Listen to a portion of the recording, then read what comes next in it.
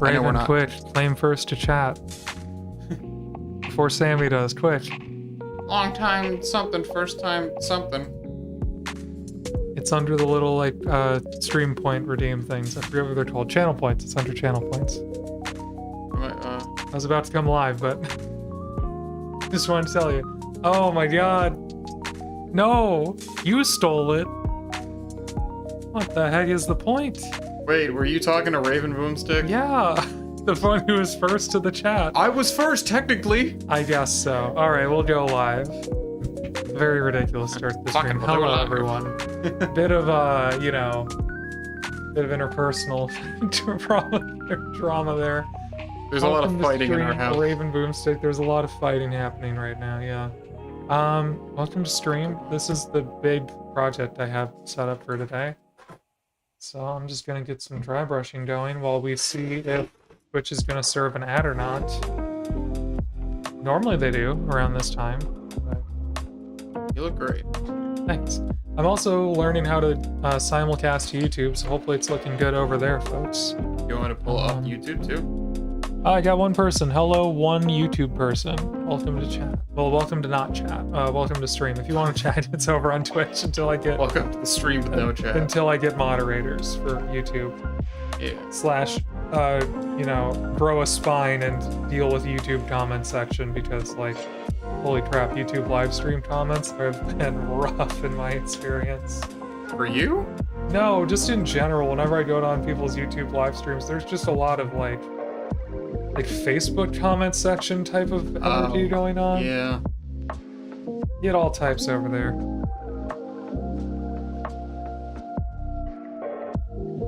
Just dry brushing the top of this dirt here. Dirt McGirt. I guess I should keep the colorways that I already have. So I'll put this lighter color on the lighter browns. But yeah, just doing some finishing touches on this here terrain. Am I muted? That's good. Yeah. I've been working on this. This is like the board. I guess the cat's out of the bag at this point. So what I'm making here, if you were on my Discord, you would have seen, I am making a little board for photographing miniatures. This is a turntable that spins. You just made it past the ads. I don't know why Twitch didn't tell me about ads, but thank you. Well, welcome back. Catching you up. So I am making this little terrain display board for taking my photographs. Just made it past the ends. A little bit. Yeah, there we go. Hey, somebody came here from YouTube. First time Someone chat. came here from YouTube. Oh, okay. Were you the one over on YouTube that I brought up? Thank you for stopping by. Thanks for coming in. 1396. Yeah, like I was saying, I just don't have moderators for YouTube right now, so if people just want to lurk over there, that's cool, but yeah, I'd much prefer getting people over to Twitch. If I eventually like make partner on Twitch and get enough mods, maybe I'll start moderating the YouTube chat as well, but I really do like it over here on Twitch, so I'm just trying to bring more people over. You know, it's one of those things too where it's also, you know, it's kind of a lot of effort. It sure is. Yeah, and there's like very specific, it is powered, yes. It's unplugged currently, but I guess I'll prove it. I like Crackle Unplugged. New follower. Wait, hold on a sec. Real shit. Hold on. Okay, possibly messed this up. There it goes. Whoa, 2 new followers. Hold on a second. Whoa. Oh, and then Hey. Slade0, welcome. So see, it spins. It does spin. The cord's a little short. It doesn't sit here. It sits over on my shelf, over there. Over there. See, so I'm making a whole photo set. So spoilers for the next video. It's about me making this photo set and also showing off all the minis I've painted. Yeah, it's gonna be pretty good. It's gonna be But pretty I exciting. I've had an Instagram for a while, and it's very shabby, and I don't like it very much. So I'm trying to up my Instagram game a little bit while also showing off my minis, and so it's like 3 birds with 1 stone. And you know how I like birds. So many birds. So many birds. Why are all those birds at our house? I don't know, but I got 1 stone, and I'm gonna take care of it. Okay. Is the turntable powered? Yeah, okay. That's so clever. I agree. Yeah, I don't know that I've ever seen anyone do this before. It's just what made sense to my brain. Because I've tried to do the turntable photos before, but then it just looks like guys sitting on a turntable, and that's a little sad to me. So, yeah, I guess the idea now is that I have a nicer looking backdrop that they'll spin through, and you'll be able to see that there's just a little dirt turntable that they're sitting on, but I think the effect will be good enough that people won't really notice. Like, I'm not trying to be a magician. It's okay if people know how I do my tricks, but... Really? Yeah. Okay, that's looking pretty nice. A lot of very different terrain. I could put some oils on here if I really want to go wild. But yeah, I think this looks like a nice pile of crap. Pile of rubble. Random stuff. What a building might be placed upon. So there you go. What's such a building? Oh, right, the turntable also needs... Hold on. Turntable I'm trying to do pretty uniform. What? I've used my spell check so hard it revolted against me. I kind of feel that. I definitely have... Specifically for me, it's like words get capitalized that shouldn't be capitalized because I wind up using them in a context that, like, the phone hates. You've been thinking about building a diorama that helps you store your magnetized weapon options. That's fantastic. Is it going to be like a weapons rack or something? Because that sounds really cool, whatever you're planning to do. This is pretty cool. I love the idea. I am also starting back my diorama project in the background, and so part of this is just getting experience painting terrain before I dive into a really fancy diorama. That actually looks really nice. Let's spread this around a little more. Be careful what you do here, boy.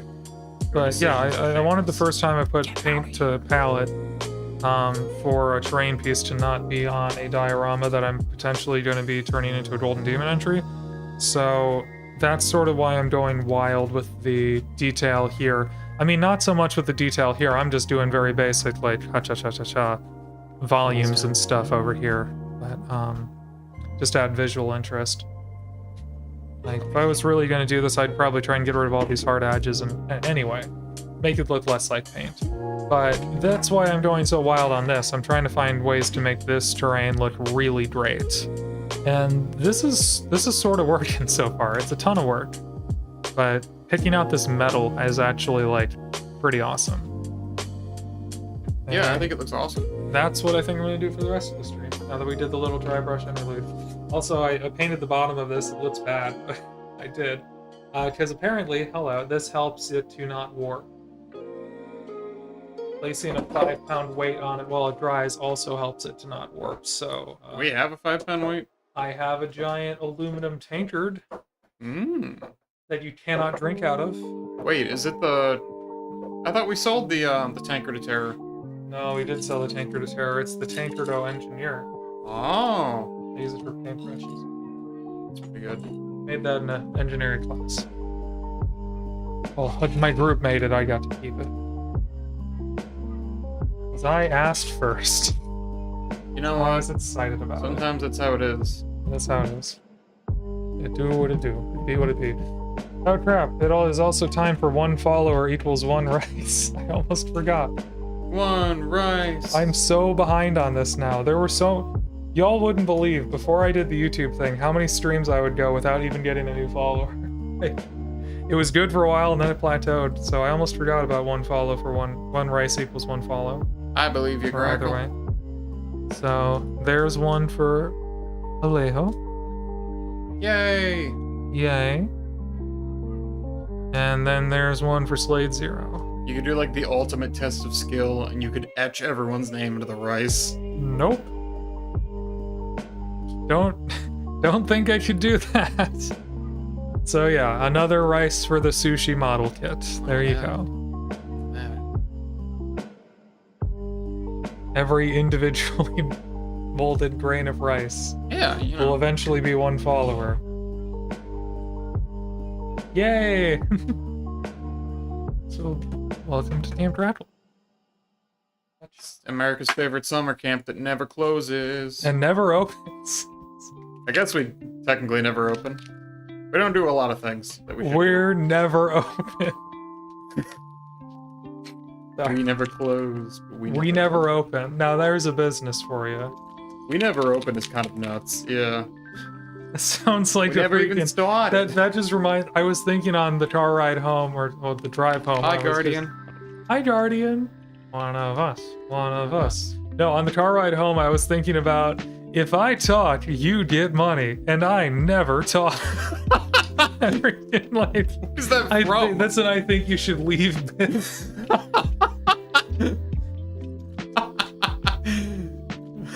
That's incredible. Oh my gosh, you've never seen it? No. Oh, it's amazing. You've seen I Think You Should Leave, right? Yeah. Yeah, so the premise is he's like some small town black box theater sort of mime show, and he's the whole commercial for it starts off, if I talk, you get money, but I never talk. I don't know why. And then the rest of it is just him breaking every 3 seconds and talking constantly while he's just like losing money. It's incredible. That is kind of incredible. Oh yeah, you'll have to remind me to show that to you. Oh well, yeah, we'll look it up after. There's an old pizza place near my work that was never open. We all knew it was a front for the mafia. Oh, interesting. I've seen some places like that before. They're weird. They have like such a strange liminal space energy. Like, it's something that shouldn't be there. But it is. And yet it is.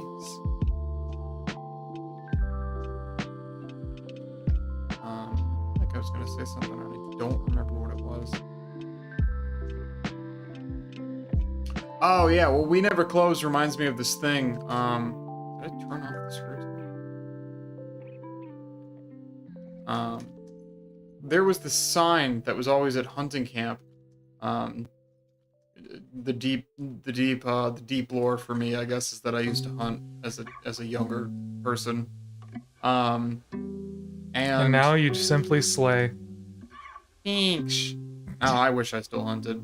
I really enjoyed it. I just enjoyed being out there in the nature. It was pretty cool. But anyway, there was this sign at hunting camp that basically said, it was like a hours sign, and it was like, open around 9, closes about 5. Sometimes we're here on the weekends, and sometimes we're not. Lately I've been in other places, and sometimes when I think about that, I feel like I should be here too. Damn, is that my stream schedule? It could be. It's pretty much, yeah. It can be whatever you want it to be, baby. My stream schedule is Tuesday because it works, and then no other days because I'm trying to make videos. Yeah, you're in your video era. I am in my video era. I feel like you could have other days if you wanted. Streaming? Yeah, perhaps. Like some low-key ones. You can even do an editing stream. Could I? Oh, that's true. People do that all the time. I think people like your videos enough that they go for it. True. I still think I need to figure out my editing process, though. It was a little rough the first time. Recently finished painting my Volcus terrain. Yeah, it was fun. That's what I'm painting right now, so I see why you bring it up. Do we play Kill Team? I have played Kill Team. I didn't love it, but then again, I was also playing the League of Votann Kill Team, and I just don't think that army is for me, honestly. So, hold on a sec. I'm an orc player, very, very much an orc player through and through. And I tried playing Votann because I thought they were cool and I wanted to paint them orange, and I succeeded in that. But on the tabletop, they were really technical, and I didn't click with my lizard brain. And so I didn't have a great time at Kill Team. It was very complicated. And the sequencing hurt my brain. unfortunately. I'm not opposed to ever playing Kill Team again, although I think I would definitely have to play an Orc team. And so far, I don't have the Wreck-It crew. I think the thing for you, too, was you were just stressed, like, the whole time. I was also stressed, yeah. I mean, I never really figured out my rules, and it just, like, I was stressed about it, yeah. I got absolutely tabled by some Necrons, and I was just like, man. I thought you were gonna say some neckbeards, and I was like, oh, I don't know this. And it's not like, oh, I got tabled and then I quit. That is what happened. That wasn't the intention. I just, like, it happened, and I was like, man, I'm eyeing better things right now. Like, this is not how I want to spend my Sunday. Hello, Bomb Kangaroo. Thanks for joining. That Netron list was nasty, though. I didn't mean to oh, you're good. Hello, Bomb Kangaroo. It is a bunch of rules, TBH. Have you played against... I don't know if my opponent was misplaying his rules because he was also new, but this dude built this Necron list in Kill Team, which was... nice enough guy. Talked with him. He's not that guy. I need you to know. Everything was basically those snipers, and so every turn he basically would, like, teleport his sniper 6 inches up the board, kill you. And then if you couldn't see anything, he would set his sniper 6 inches up the board and then set it on guard so that the next time you moved, it would kill you. And then if you took out any of his stuff, it was Necrons, so he would roll a dice and then it would come back the next turn. It would see all your guys because it's up high and 12 inches down the board, kill you. And meanwhile, I'm like, I guess I'll use my kin link to try and give myself +1 to attacks. And he's like, that's great. Activating that ability procs my ability, and now I get to kill you. And then it was like turn 3, and I was like, well, I guess that's it. Now that game though, that is another classic. Me trying to do intent-based play as a new player, and my opponent just being like, what? That guy really fucking pulled a Fist of the North Star on you. That is how it'd be. This was another classic example of Grackle deploys stuff in the deployment phase, doesn't really know the rules that well, and goes, okay, so I'm in cover here, right? And then they just say nothing, and then they're like, so anyway, I shoot you. And like, anyway, you're dead. Like 10 minutes later, they're like, anyway, I can see that, and I shoot you, and it's like, this feels shitty. I'll talk to you later. This feels wrong. Okay, it was Hyrotech Circle. Yes, I got destroyed by Hyrotech Circle, mostly because I had 2 guys that I'm pretty sure should have been in cover, and then he found a way to angle shoot me at turn 1, and I was like, great, what a casual, fun way to play Kill Team. Thanks for letting me know I was exposed there. Casual, fun way to kill all your You're already dead meme. Okay, people know Hyrotech Circle is broken. Okay, I at least feel better. Yeah, I would be lying if I said that playing against Hyrotech Circle didn't make me want to not play Kill Team again, but I was on the fence when that matchup happened. Yeah, Bomb Kangaroo, that was what I was talking about when I said Fist of the North Star. That's what yeah, the you're already dead meme, you're right. Which, by the way, I've never watched that anime. I've heard it's brutal. I've watched JoJo. It's not the same thing. Close enough. What do you mean? It's not even the same people. First couple seasons are heavily inspired by... Fist of the North Star? Yeah. That makes sense. I feel like a lot of people got inspired by Fist of the North Star. Eventually it became its own thing, but... You know that stands weren't a part of JoJo until the 3rd arc, basically? Huh. That's nuts. Because that's like the thing that people know, like... Yeah. The first 2 arcs, they had a system called Haman, I believe, which was basically like force of willpower, like that martial artists could hone to do like feats of strength, essentially.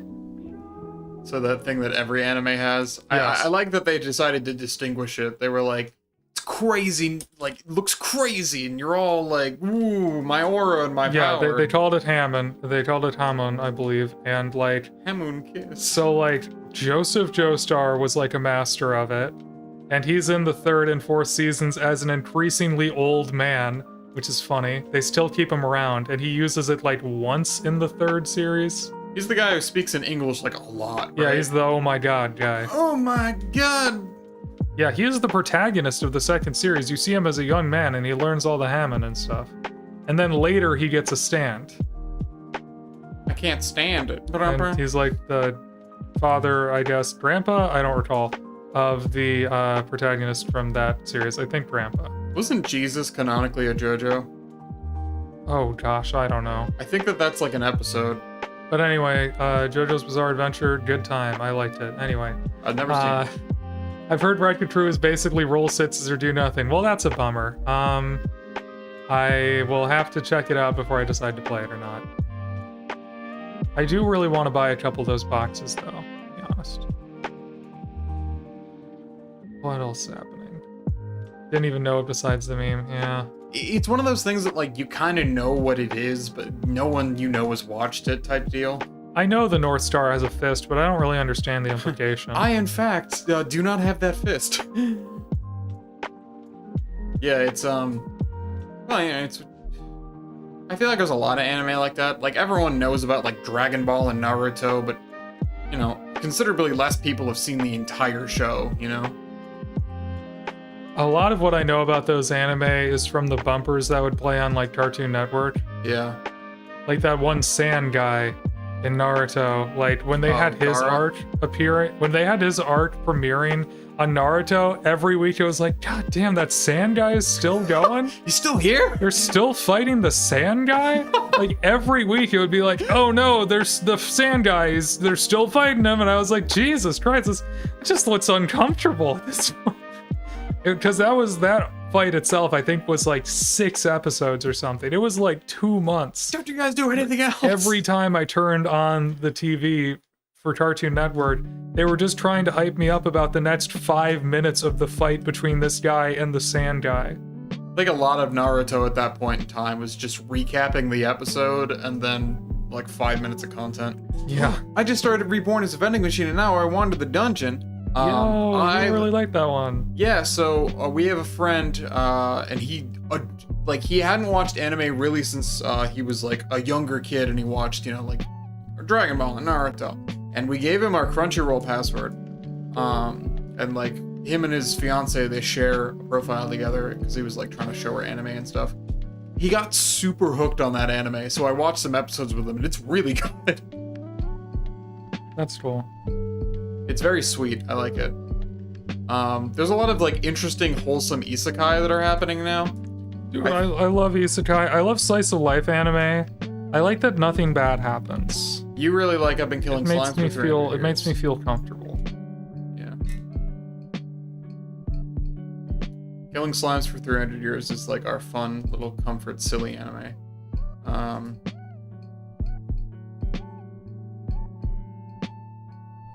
Which is like a similar premise, I guess. Except for instead of being a vending machine, she's just a lesbian with children. I guess I myself am trying to live a slice of life anime. Really? Yeah, you know, it always sounds so nice. Would you consider like Ranma to be a slice of life anime? Yeah, and that the stakes aren't super high, yes. That's fair. We also started watching the Ranma remake. Oh, it's so good. It's so good. I cannot recommend it enough. I only ever watched Berserk because people said it inspired Dark Souls. Most recently, I saw Dungeon Meshi. It's so good. I hope you like Dungeon Meshi. Yeah. I'm not typically an anime fan, but my friend gave my cats his Crunchyroll, so they have something to watch while we're out. I love that. Yeah, Dungeon Meshi is extremely fun. Yeah, I enjoyed that one a lot. It is silly, fun cooking anime with really good animation, and also the anime that is like literally the experience of being neurodivergent and what it's like being in a world that doesn't tolerate that at the same time.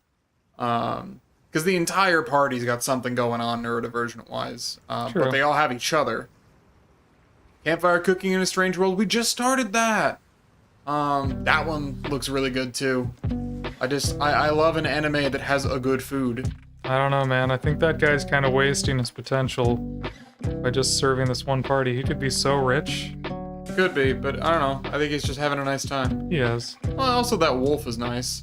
Like, he's like, oh, I would like, hey, I'm Matthew Mercer and I'd like more food. Which I did not know that was Matthew Mercer until you told me. Well, I'm always like, is that Matthew Mercer? Because I've watched too much Critical Role. But you get fucking jump scared. But sometimes I'm right. Sometimes I'm right. And those are the times that we remember. Don't worry, we don't know enough about the anime to give you spoilers. We've only seen the first episode. Yeah, the spoilers is that he makes food. That's it. And it's nice. He makes nice food. A lot of people like it. But yeah, what were we just talking about? Who even knows at this point? I would like to. I'm just touching up these windowsill things, these little panel trims, because I don't like how they were initially. But yeah, we're gonna be here in the metal zone for a while, so strap in, y'all. The metal zone sounds nuts. Yeah. It's like the metal world from Horizon. True. Ruins of the metal world. So, for anyone who isn't familiar with what I'm doing here, I have a diorama project coming up that I will be using bits of the Volcus terrain for, and so I really wanted to practice, like, painting it. So this might be one of the more dull streams I've done, to be honest. I'm glad everyone's just having a good time with anime. So yeah, we are just going to vibe and talk about anime or whatever this week. Oh, because I need to continue doing this for my video, else my video's not going to come out. I remember what I was going to say now. Berserk did inspire Dark Souls, and it's a hard watch, just like how Dark Souls can be a hard play sometimes because of the lore. But it's ultimately very good. There was a guy though who Berserk was like one of the anime that had the big weird swords. And somebody was like, I'm gonna train with that in real life until I can just slice it around one-handed. Wow. What building are we talking about? Oh, I can show you. Hold on. Oh, okay, no, I understand. The one you're painting? Yeah, I mean, you recognize this as part of the Volcus terrain. Yeah. Yeah, I haven't actually invested in buying the whole Volcus terrain set. I think about it sometimes, but then, you know, I'm not likely to play Kill Team on my own, so I'm just gonna save up my money to get, like, the Orc launch box, because I'm still fingers crossed for that happening. One sec, let me show you what I'm building. I love the idea that all the anime that you like is just secretly a harem anime. That's from, Raven Boomstick. Watch out. Because, listen, there's nothing wrong with a harem anime if it's cool. Yeah, I guess that does match our vibe. So, hold on. This is the diorama. This is the base of it, at least.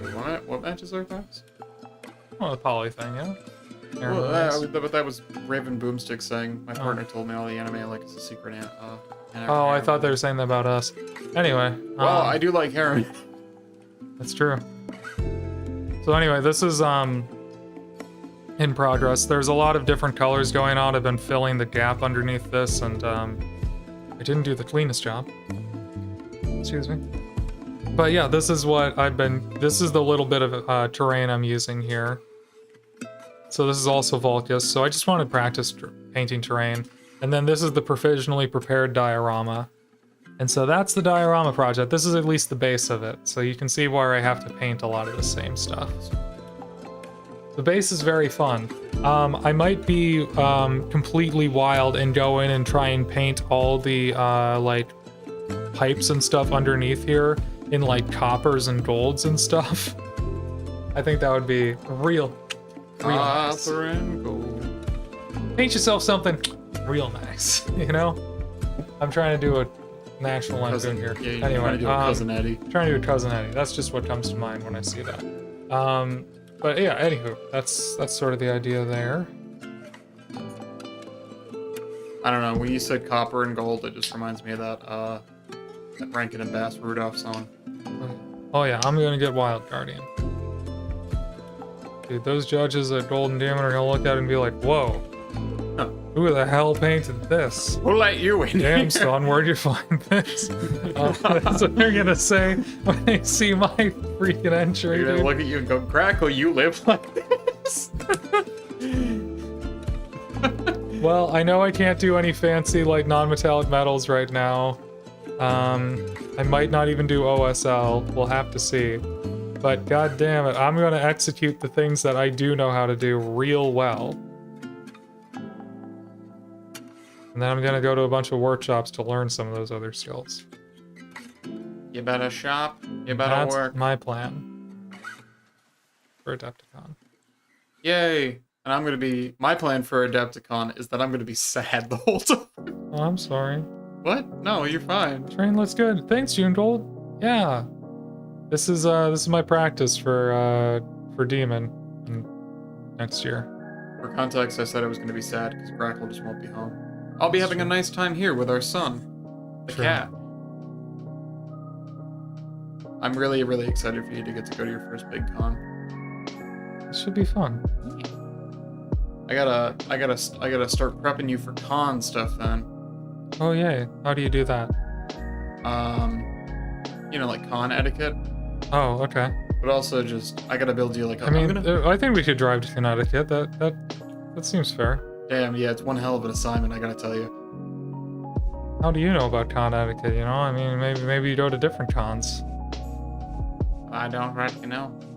Okay. You got all things that are good. Give me. Let's do con etiquette. Let's do Connecticut license with Samus Girl. Connecticut license with Samus Girl. Immediately when you see people that you know, go up to them and just start yelling. Good. I'm talking like really yelling. Oh, that's so me. You know how I am. Oh yeah, I know how you are, Grackle. It's your favorite. I love making a scene in public. You're like, you can't stop me from making a scene in public. No, I don't know. It's just one of those things where, like, you know, you want to be really. I feel like you're gonna know a lot of the etiquette side of things, but I'm talking more like survival tips to not die at cons, because cons they're such like a big event. They're like a multi-stage thing, and there's multiple days, and you know, you get tired because you stay up super late, and then you're walking around all the time, and it's cool to hang out with your friends, but there's like you need to take care of yourself or you will get con plague. Okay.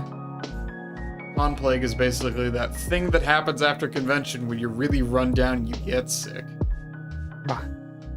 I'll watch out for that one. Will you be showing up in Ghost Skull cosplay? Says Bomb Kangaroo. I'll be showing up in Gazdol cosplay. Oh my gosh.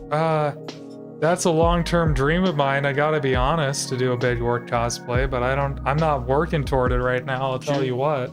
June Goldblum has some excellent advice. Have a lot of water, don't take a lot of classes on the same day, try to stay on site. Yeah. I am staying on site.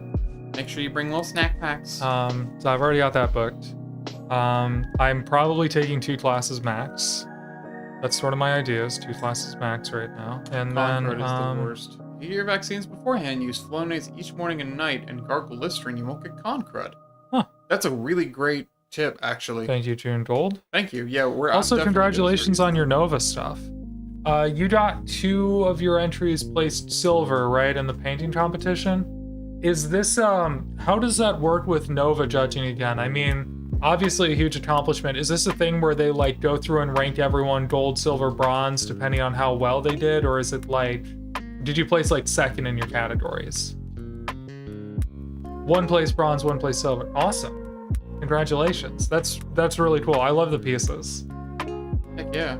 I was just trying to remember. I thought I've heard of some conventions that do a thing where instead of like just awarding, you know, top prizes, they'll actually like give out based on how well the judges think your painting was, so you can kind of, you know, rank yourself. It's open. Judge on merit as a painter versus against other painters. Okay, so you were like second in your category then. Holy crap. Raven Boomstick says, my number 1 rule at con is not to buy anything until the end. And I think that that's a very noble goal, but I also caution you against that. Yeah. Only because I have definitely been to some cons where, like, if I didn't buy a thing the day I did, it would not have been there at the end of the con.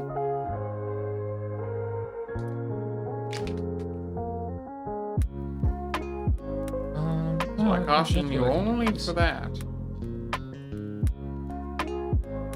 But other than that, it's still a pretty good rule.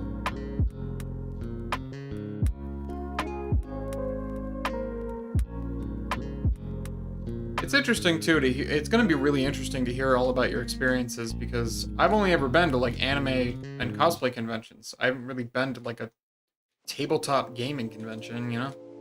That's fair. Well, neither have I, so we'll have to see how it goes. Yay! Check out vendors before you head to con so you can get a list of where you want to go. Oh, good idea. Raven Boomstick says, I only run into that issue with trading cards in terms of like waiting Okay, for the last day. then they're best in categories chosen from the gold winner, so I just painted a silver and 2 silver and bronze ability. Okay, I see. So I've heard of that though. That's still a huge accomplishment. I mean, is this like your first time ever entering a competition like that, June Gold, or like how'd you place compared to past years?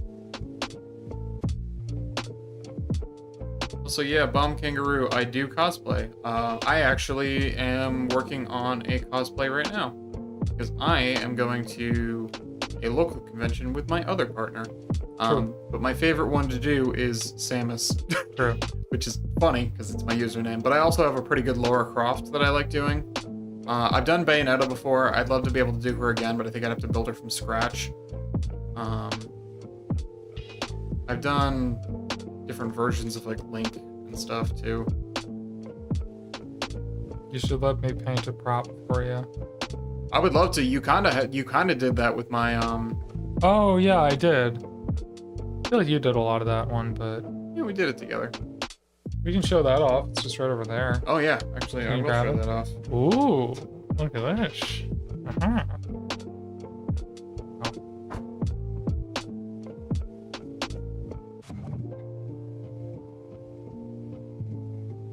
Go ahead. So yeah, Laura has a climbing axe in the newer games, and boy howdy, Yeah. a real climbing axe is expensive. Yeah, this one was pretty quick and dirty. It was mostly just base coats. But yeah, it's pretty cool. I think I did a little bit of like oil weathering on the bolts here, which Yeah. came out pretty nice. Well, this is my first time painting a big prop like this. Yeah, and in fairness, this seam looked way better before I accidentally broke it 3 more times, so Yeah. we tried, fam, we tried. First one that I've ever built that was in any considerable detail. True. But I also have another one I can show off.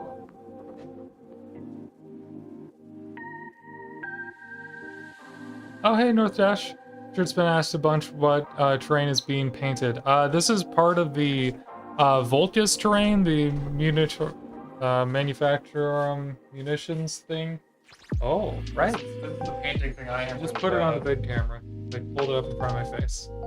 Ta-da! So I made this in 18 hours for a convention where I was Link and my friend was the old man. I built it from scratch and I'm very proud of the painting. It is very fun. Let me see.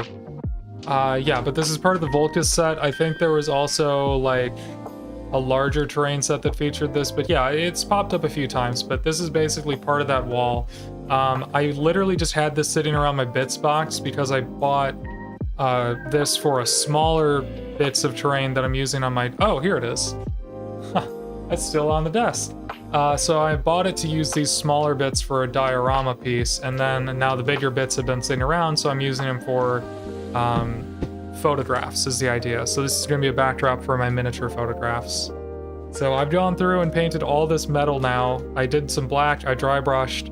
I've now gone through and picked out all this metal detail, which looks pretty snazzy.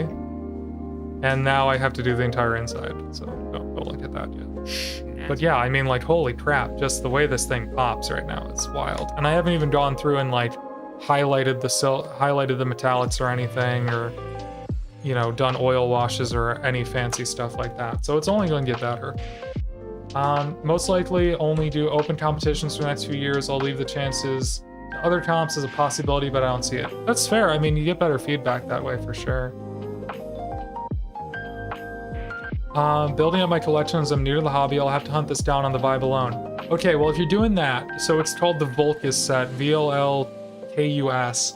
It's the current terrain for Kill Team. So, Kill Team, the next edition for that would launch in 2027. So you probably either want to buy the Hivestorm Kill Team like launch box if you can find one. Some local shops will still have it. Or you can just buy the terrain itself brand new. It'll be like 150 bucks, I think, which is a lot of money. GW terrain costs a lot of money. If you try and buy terrain out of print, it's only more expensive. So this is a thing you can buy new in store, which is not true of most terrain. They don't carry very many types of terrain at the same time. That's sad. I wish they did.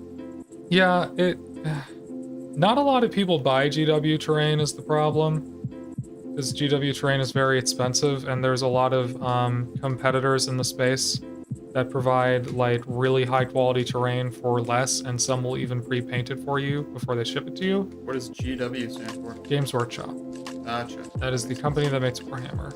I thought it was going to be George Washington. So, I think this was on an episode of the painting phase, which Rip and Pepperoni, the painting phase. I really like the. No, I think they're still around. I just haven't been the same since Peachy left. I'm sorry.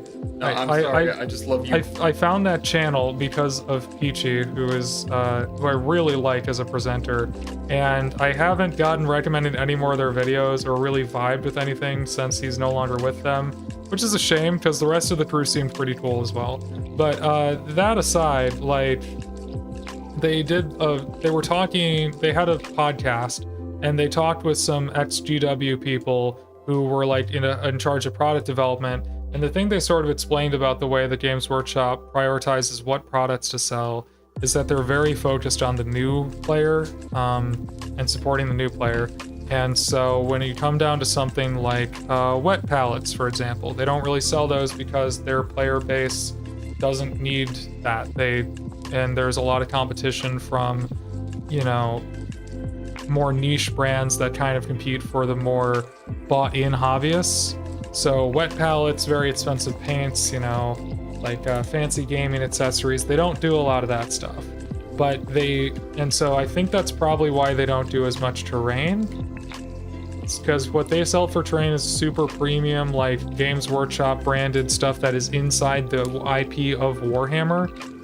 And a lot of other people will sell you more generic sci-fi terrain for a lot cheaper. And most people who are going to run a table in their own house, which is the people who buy terrain, you have to be very bought into the hobby to want to do that.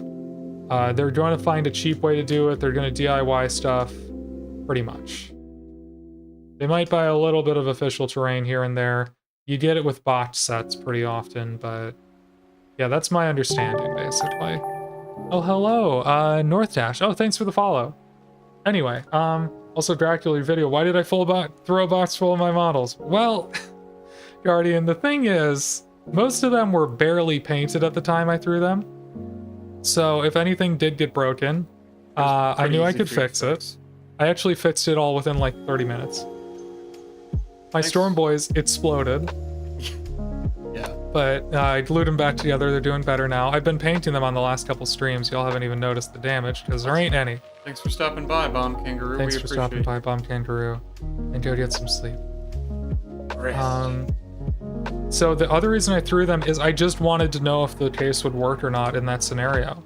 So, like, I do legitimately need a solution that will work on an airplane, and I thought that what I did with the magnets might be good enough, but I wanted to test it to be sure. And also, it's just good content to throw a box full of minis on the ground and see what happens. I would not have gone full, like, balls to the wall with it if I weren't doing it for a video. I would have probably found a safer way to test it if I was just doing that for my own purposes. But yeah, I don't know. I learned a lot in that process, and what I really learned is I probably don't want to fly this to Adepticon, actually. No, that makes sense. Yeah, so what I'm most likely gonna do... Hello, Unicorn Painter Girl, welcome. Thanks for stopping by. It is really good content. Well, thank you, June Gold. Yeah, I mean, you kind of just gotta go for it if you're making a video, you know? Every time it's gotta be entertaining. Every time someone says good evening, I just think about that clip from What We Do in the Shadows. Where he's just walking down the street and he's like, well, good evening. And the one guy's like, fuck you. And he's like, what the fuck? No, he's like, go back to your own country. And he's like, what the fuck? Yeah. Because he's from the country that they're in currently. He's just really old. As old as time itself. Some good raged keyboard warriors engaging. Only a few of them. Gosh, y'all. Oh, Skaterella resubscribed, and both of my cameras just cut out. Oh. At the same time? That's wild. I know how I feel. What the fuck? So. What the fuck? Thanks, Skaterella. Thanks for crashing the stream. Thanks for crashing both of my phones that I stream off of. Hold on.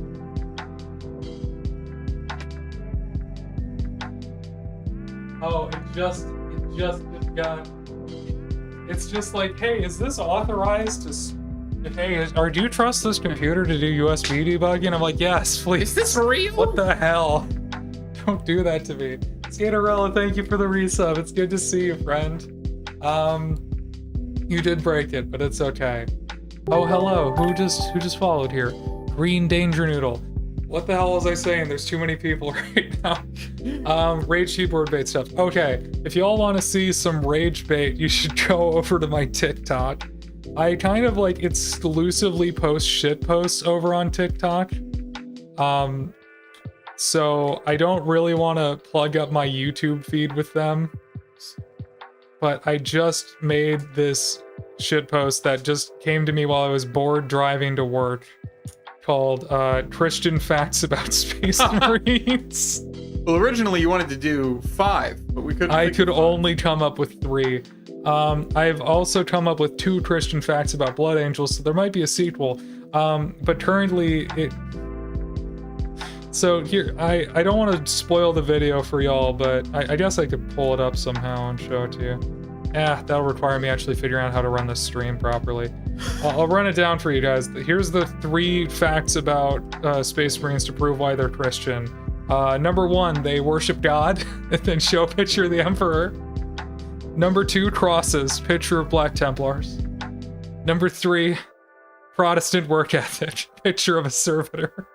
That's all I came up with. And a few people on TikTok get it. A lot of people on TikTok are arguing in the comments about why it's not accurate to the lore, not understanding that it's a joke. And the joke specifically, I'm trying to poke fun at the way that people will like latch onto their favorite army in Warhammer, especially Space Marines, and like be like, well, they're the good guys, so they must believe all the same things I believe, you know? Guardian says you should also throw that on YouTube Shorts. I should throw it on YouTube Shorts. I'm trying not to plug up the YouTube Shorts too fast, but it's really strange. I should send it over. Because every time you post something on TikTok, people take it way too seriously. People take it way too seriously on TikTok. They don't understand the vibe over there. Like, I just do such weird stuff I basically just tell jokes in a really dry way over there, and then people just don't understand. They're like, oh, I guess you're rubberizing this cooking pan for cooking purposes? Okay. I was like, no. What? No, I'm being weird for fun on the internet. Don't do this. Why would you do anything that I do? It's TikTok. So TikTok doesn't get the vibe. Anyway, Emperor's Jeepus. Yep. Cal aren't the good guys. Well, game ruined for me. Really? I don't think anyone in Warhammer are the good guys. Yeah. Welcome to chat, by the way. That's kind of the point, but yeah, no, that is the point, is that no one's the good guys here. But yeah, like what is it? You started people arguing about the meta now. He literally rised again. Guillermo, maybe. I guess I could do that with Sanguinius when I do the Blood Angels one. I don't want to spoil too much of this video that I haven't even decided if I'm gonna make yet. But guys, number 1 for Christian facts about Blood Angels is that they drink blood.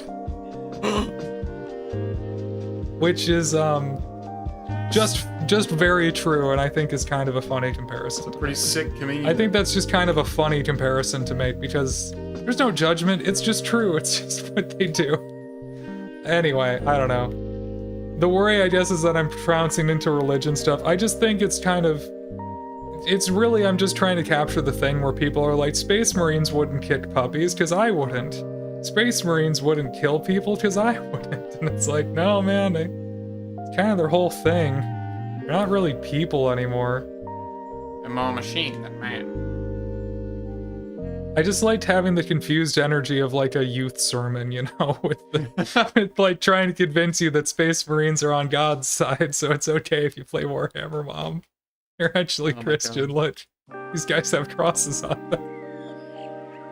Anyway, Mom, you don't understand. I think I've said enough, but yeah, it was just kind of a crazy-ass idea that came to me, and I decided to make a video of it because I thought it was delightful.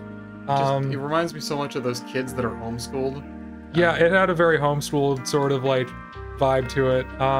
The thing I liked about it too is specifically that I styled it to look like every other TikTok like lore YouTube video. where it's just like the most obnoxious possible animation happening on the photo at all times. And there's just like, I was trying to find a really cool announcer voice, but I ended up finding this guy who kind of sounds like Laszlo from What We Do in the Shadows. So it's not like Christian facts about Space Marines. It's like Christian facts about Space Marines, #1. And it's just so... Have you seen it? Because I changed the voice up since the last time I showed it to you, babe.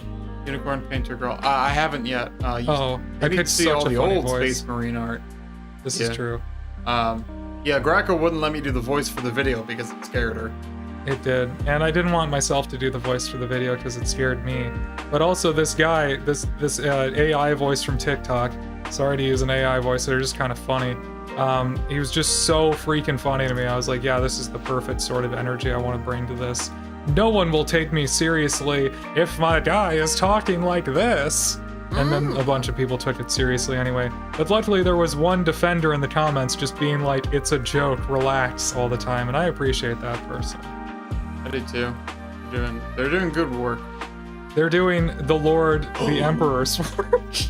My God, you're bringing it full circle. It's all coming back around. What a full circle, baby.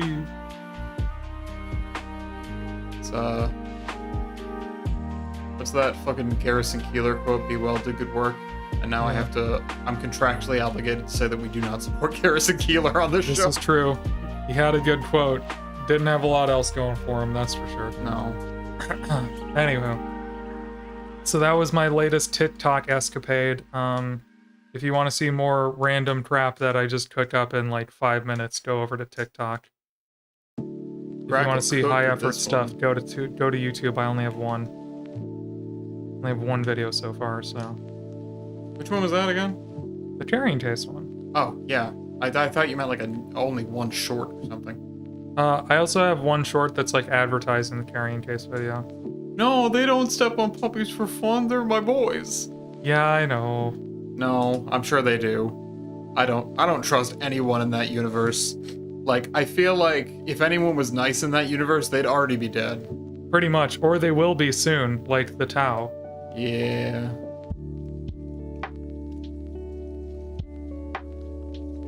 Christian facts about Space Marines? Although, okay, actual lore talk. I think it is really interesting what they're doing with the Tau, because Warhammer is just kind of a series of well-intentioned races that have fallen from grace, and then one new kid on the block that's like, no, but we're gonna do it this time. It's like, I don't think you are, dude. Look at the scoreboard. You got the Necrons, you got the Eldari, then you got the humans, and now you think you're gonna be different. I mean, are there any other, like... I'm trying to think through the other Xenos. I don't think any of the other Xenos races have been like, oh yeah, we had our time in the sunlight and then we went too far. And we accidentally released a plague upon the galaxy. It's true. Yeah. Anyway, yeah, that's literally just Warhammer lore is one failed giant galaxy destroying civilization after another, just fighting each other over the scraps. But they're like, oh, but we're gonna do it with teamwork. Yeah, I don't think so, man. It's a nice theory. Teamwork makes the dream work. Yeah, it just occurred to me that that's kind of what they're doing with them, like today. And that's not a profound thought. That's just the lore. It's just, it didn't occur to me until today. It's basically just four generations of, four different generations, almost four different species that have been like, we're gonna do it. We're gonna make the universe make sense. And then the universe goes, lol, bet. The universe being chaos in this case. Show us. Show us, yes, exactly. I'm glad you tolerate me. That's all good. I love you. I love you too, sweetie. Anyway, that's enough about the Tau. I think I had a nightmare the other night where I had to play a Warhammer game. I'm so sorry. Well, you know, you have played before. Well, yeah, to explain the context, I was right back in the same fucking place I was before. I had a crappy roommate that used to make me play Warhammer with him because it was the pandemic, and that was all he did.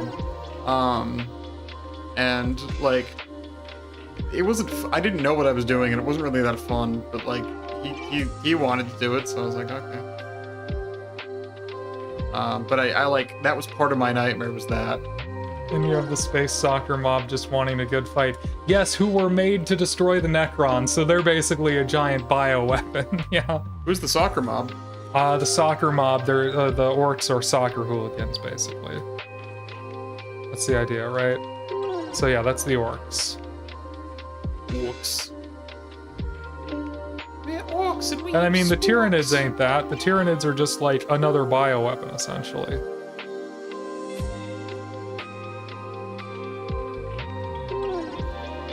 As are the Eldari, I guess. But the Eldari, you know, in turn, you know, they were created by the old ones and then did the whole hubris thing, like the Necrons did. So you're either smart enough to create a new chaos power and make everything worse, or you're as dumb as the orcs and or the Tyranids and you just keep fighting. So think about that before you do your math homework.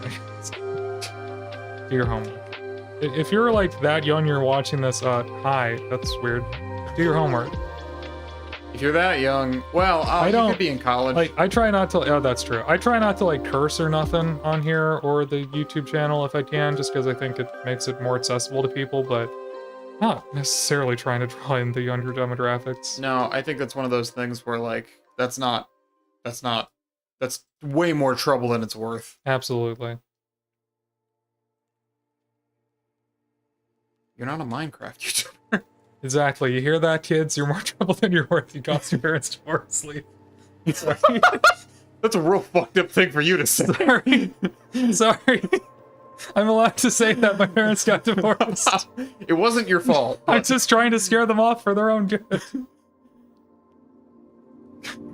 Christ. Should I not say things that out of pocket? I'm sorry. No, it's really good. It was nuts. And I loved it. A demon took control of my body. I'm sorry. The divorce demon. This...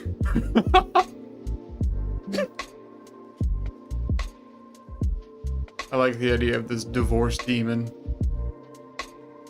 Man, I'm just watching people leave the freaking stream during these conversations. Oh, no. I've gone... Has Drackle gone too far? Oh, it's because we're in the middle of it. Oh, well, we have an ad break coming up. Oh, okay. So that's good to Drackle let gone people know too that. far? Yes. I'm sorry, folks. They even have Cockney accents. Yeah, that's how it was explained to me too. Grackle once They do. explained orc accents to me as if they were Cockney accents. Pretty and much. The problem with that is that all I can picture is them with Cockney accents. That's accurate. That's how they It speak. is? The Yes. Force Demons, the Night Chaos faction. Babe, that was not an analogy. That is literally how they that's real? speak. Okay, I didn't know that. Yeah, that's real. That's why they spell everything goofy. Oh, sorry. I just realized that didn't post through. Oh, okay. But yeah, Ninth Divorce Chaos Demons being the Ninth Chaos faction is great. Yeah, that's why we have things like a Big Ad Boss Bunka, or a Boomdacus Snazwagon, or a Daka Jet. You know? Like, I don't even have the accent. You just say things. Oh, that's my Snaz Hammer. It's my Snaz Hammer. Yeah, I don't have the Cockney accent, but Don't worry, everything let is me get written my to be like Snaz said in a Cockney accent, which I do not possess. And I'm sorry. Those accents? Knee.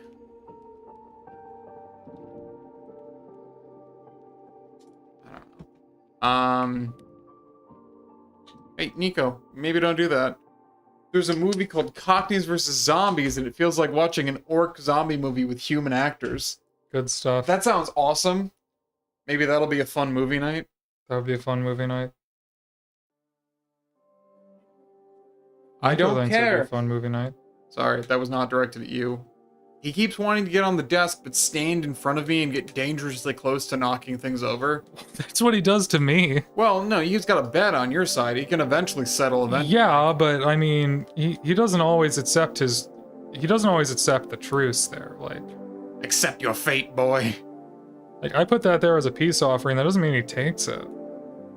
No, but, you know, a lot of the times he will lay down because he likes you. Yeah, after he stands in front of me and nearly knocks things over for about 30 minutes, yeah. I guess that's the fool I am. That's how he does. It's almost as good as Velocipaster or Kung Fury.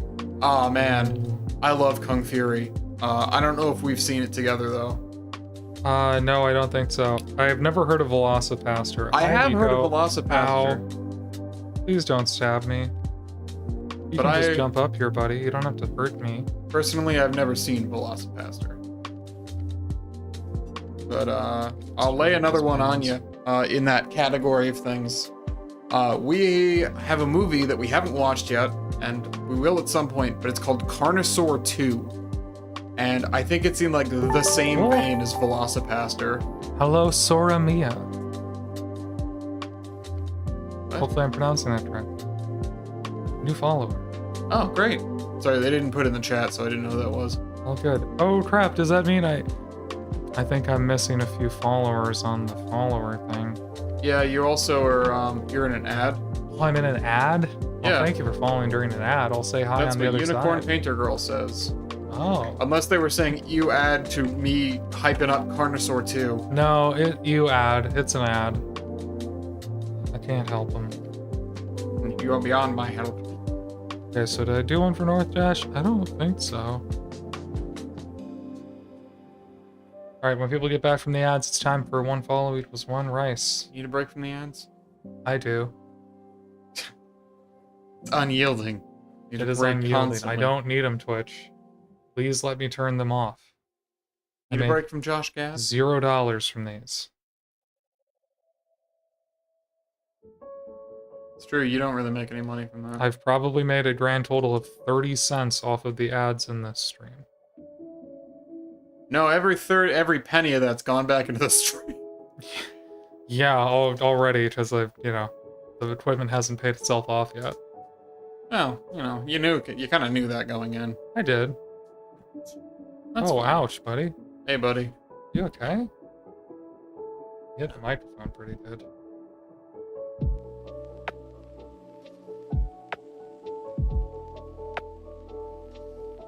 Anywho. 30 seconds, people will be back, and then we'll do the rice. It's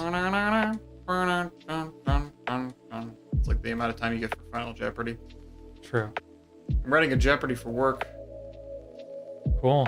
Have you seen how advanced Jeopardy PowerPoint templates have gotten recently? Yes, because I'm using one. It's crazy. Yeah, right? I discovered this in college. I was like, man, I wonder if they still have those old Jeopardy templates. And then I looked up the new ones, and it's like I'm on the show. Yeah, I went to go look that up too. I was like, I was trying to find the really crappy. Hello, we're talking about Jeopardy PowerPoint templates right now, if y'all remember those from school. Because I remember the really crappy ones that we would get. Like in school, it would just be like a giant blue screen, and then, you'd have to like manually click everything around to get there. There was no automation. Kitty, yeah, it's our Kitty, boy. it's Nico. Let's the go camera live on. scene with Nico. Hopefully he's not. Yeah, there he is. Top-down view. But yeah, so with Jeopardy PowerPoints, we're talking about how insane, like, the progress on that is. Oh, they're getting so good. Also, it's time for one follow equals one rice. Thank you, North Dash, Green Danger Noodle, and Soramia for following. I'm gonna add a piece of rice to the sushi model for you now. And thank you for sticking around through the ads, because I cannot turn them off. Run the minimum allowable amount without running pre-rolls, because pre-rolls are the worst. All hail the cat overlord, that's my son. Cat Overlord is our son, that's Nico. N-I-C-O, named after Nico D'Angelo from the Percy Jackson series. My son is a cat overlord, absolutely sounds like an isekai. Well, this also means that you're now watching Spackle Drackle featuring Nico from the Lightning Thief series, from the Percy Jackson the Olympian series. Yeah, I was about to correct you on that, but you got it.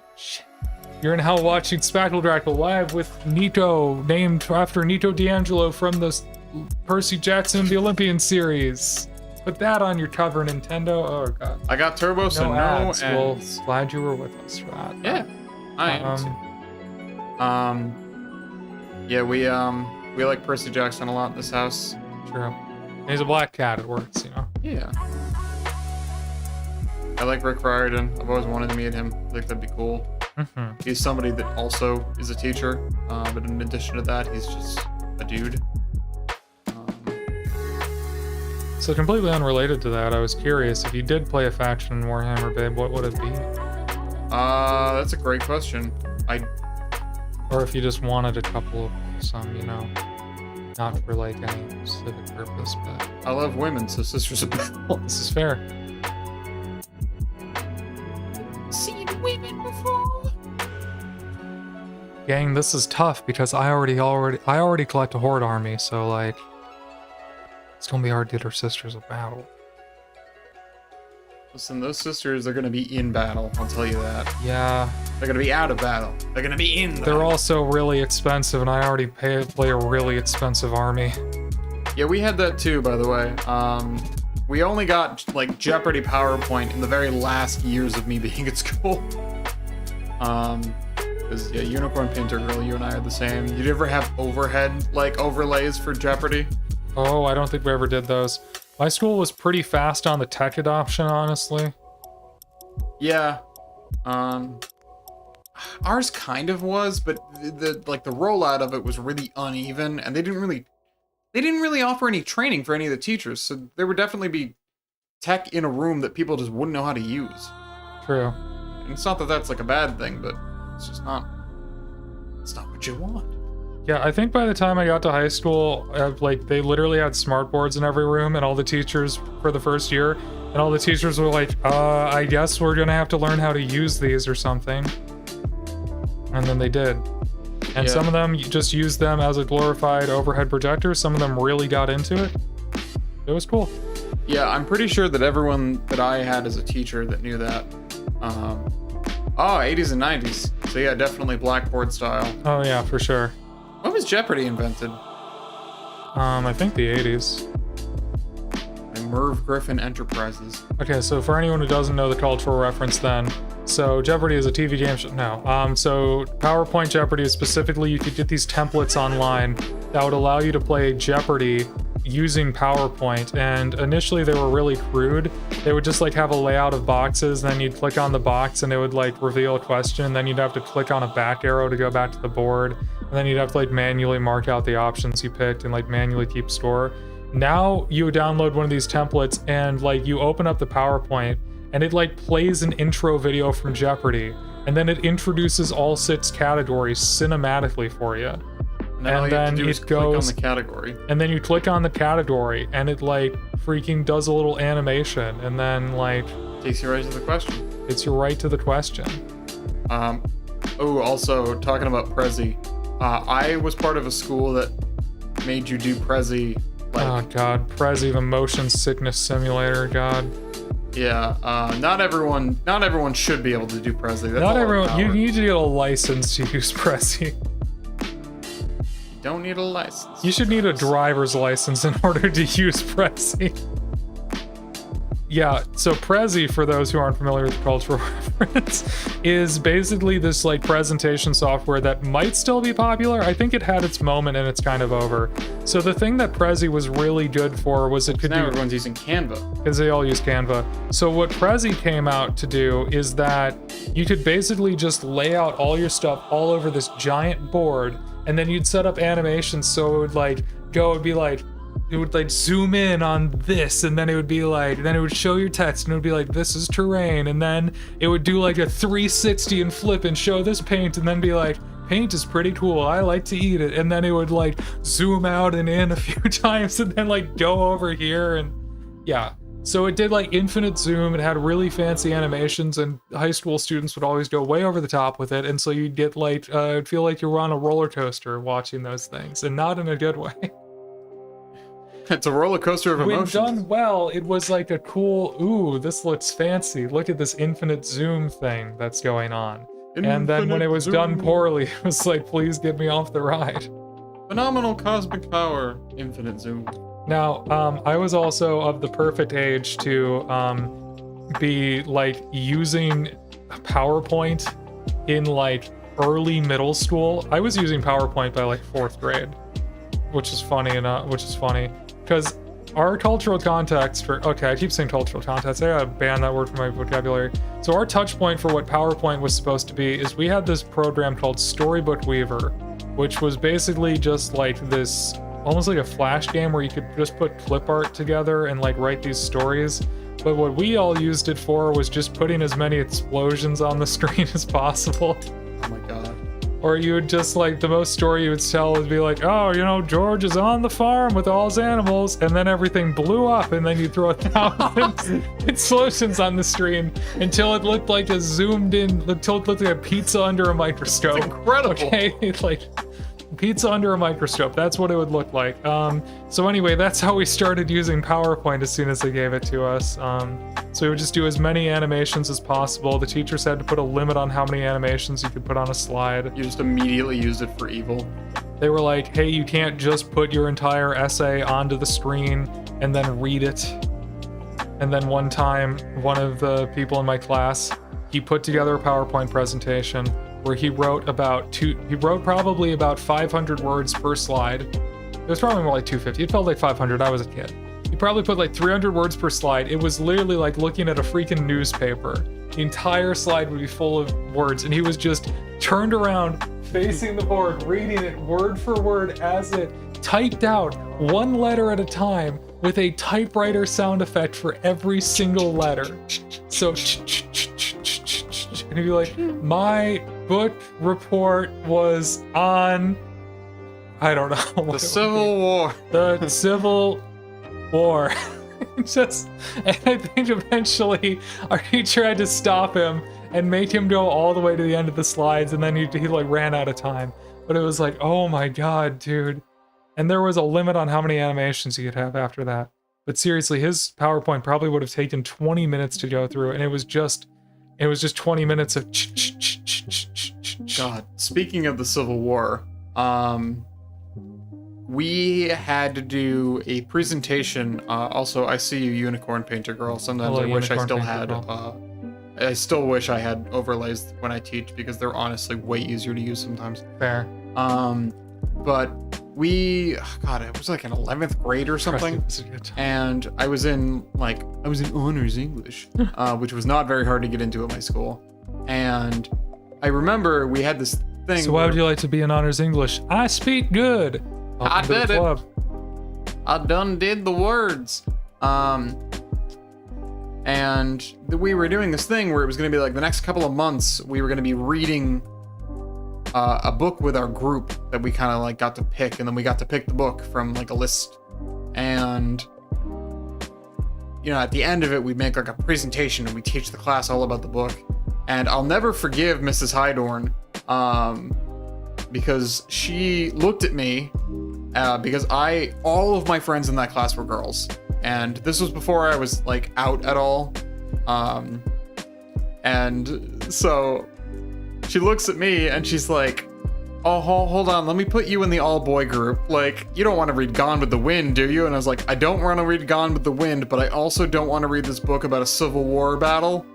And I also have crushes on like 2 of those girls. Oh, so. You can't read a romance type book about the Civil War. Here, a war type book. Yeah, read war. Read about war. You don't want to read about the effects of war. Just read about the guns. Civil War. Yay. Okay. Oh dang, JORTC. Oh, cool. What kind of presentations did you do for that? I knew a few people who did that. Yeah. Yeah. Yeah. Yeah. We cannot talk about that on stream. Why I'm not? sorry. We cannot talk about. You can drop the name of the game that we were referencing that from, but I do not want to get age restricted. There's a Game Grumps bit about like a really terrible Flash game that has voice acting, and that's what we quote a lot.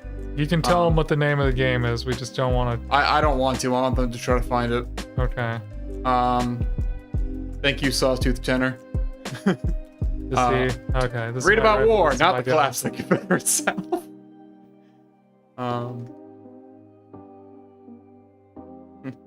This is my rifle. This is my gun.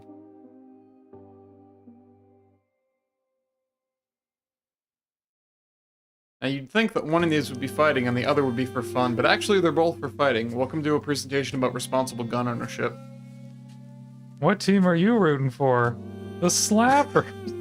Yeah. Oh, you don't want us to reference it. I'm sorry, but I needed to. From it. But I just needed to talk about the Slap. Okay. Do you just want to talk about the thing? You could just please tell them what the name of it is, because I cannot remember. Okay, so it's called Fuck Mr. Hatcher. Yeah, so it's a really screwed up flash game about trying to seduce your friend's dad.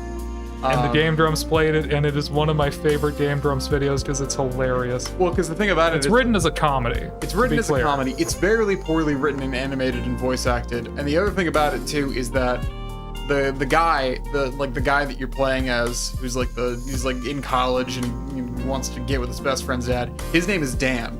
And one of the hosts of Game Grumps' name is also Dan. So they mostly played it for that level of like, oh crap, it's my name. And he's doing bad things. Yeah, but there's just so many fucking lines from it that are... But the reads are so excellent on them. I did one on the role models, role of U.S. Army Rangers and tunnel rats. My first year and the development cycle of the Flying Fortress in my second year. That actually sounds really interesting. I guess the last thing I want to say about this stupid game is that if you proceed through the game like a normal person, basically nothing will happen. You'll just have a nice night where like you watch hockey with your friend's dad, and then the game will be like, oh, why didn't you go for it, man? You got to go back and try again. And the then game shames you for not. If you pick the worst, most forward possible option that would obviously never work, the game rewards you for that, and that's how you win. Also, that's nuts that you went to undergrad with Ninja Brian's music teacher.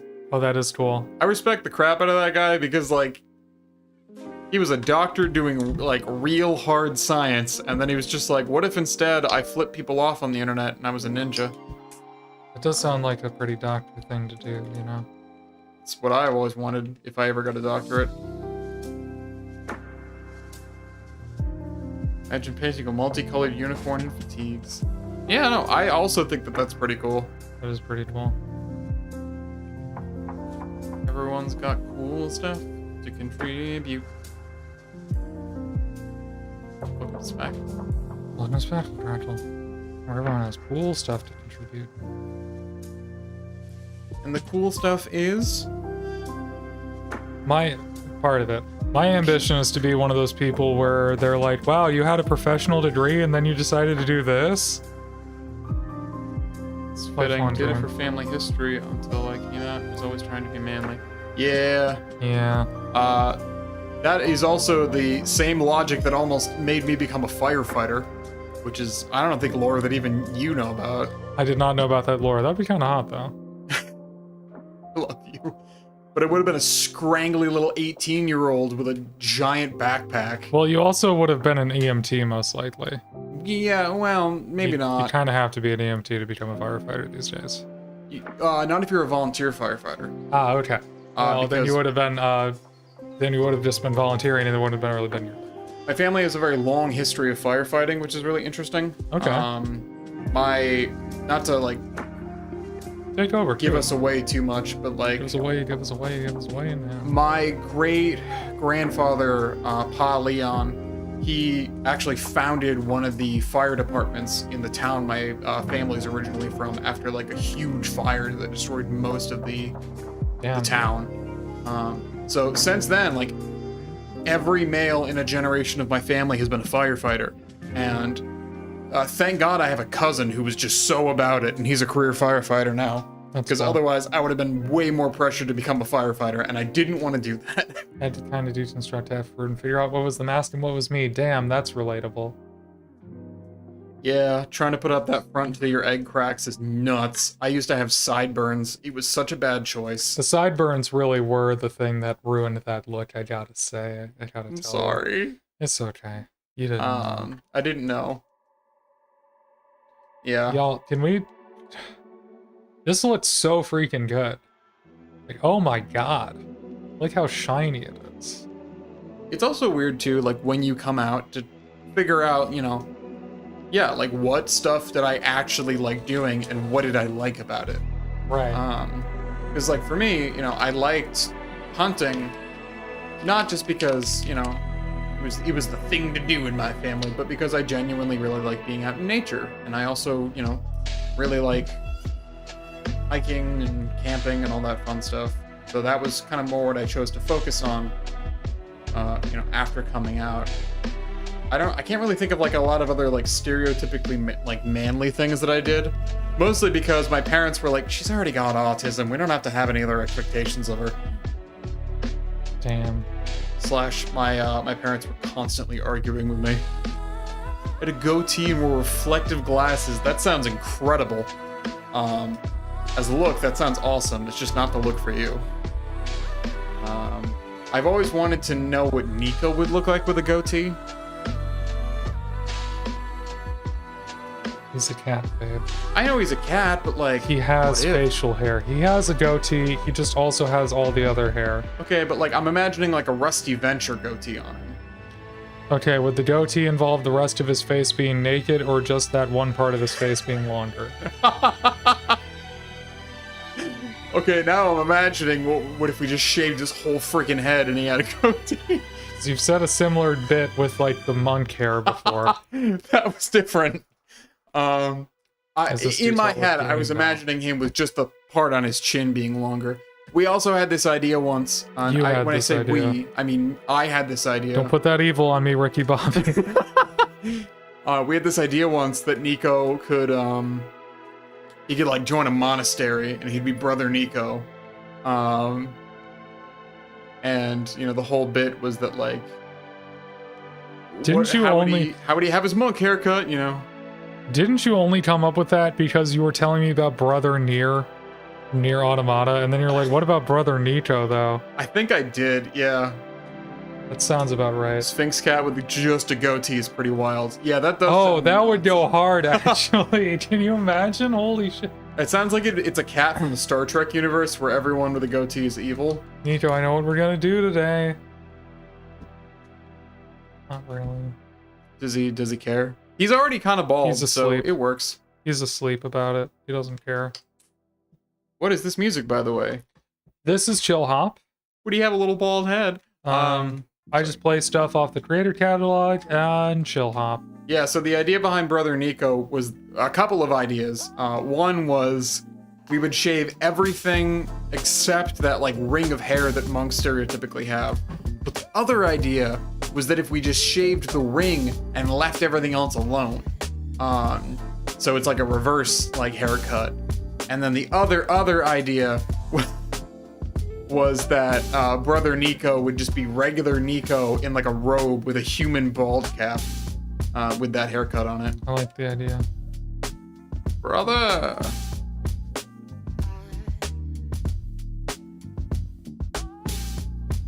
I think we started like saying that a lot too, just because of that the meme with the pigs. Yes. If you've never seen what we're talking about, just look up like "Brother, may I have some oats?" Yep, you'll find it.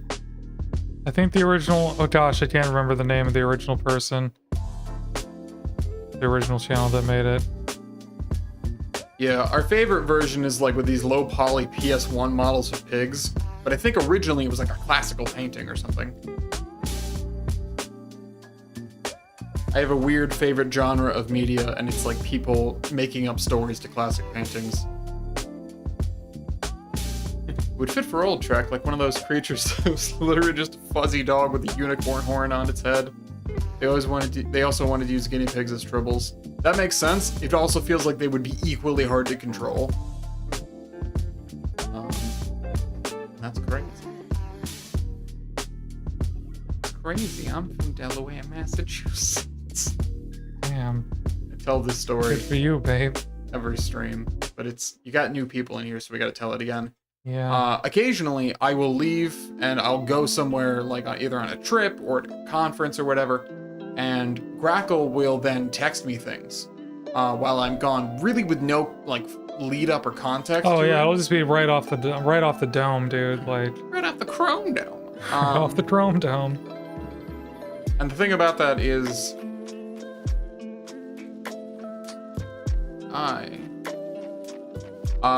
sometimes we'll just get texts that make no sense and are maybe some of the funniest things I've ever heard. But Yeah.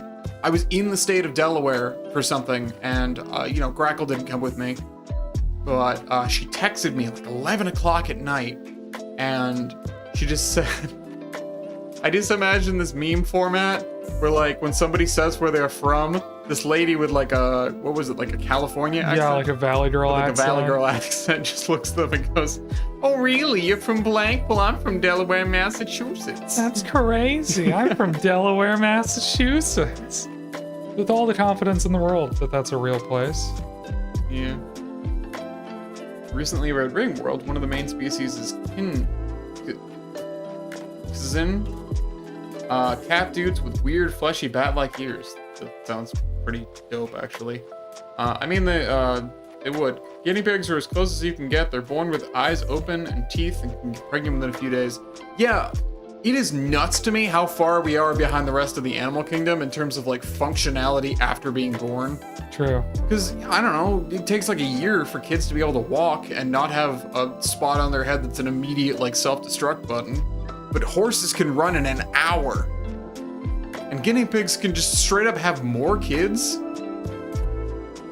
within days?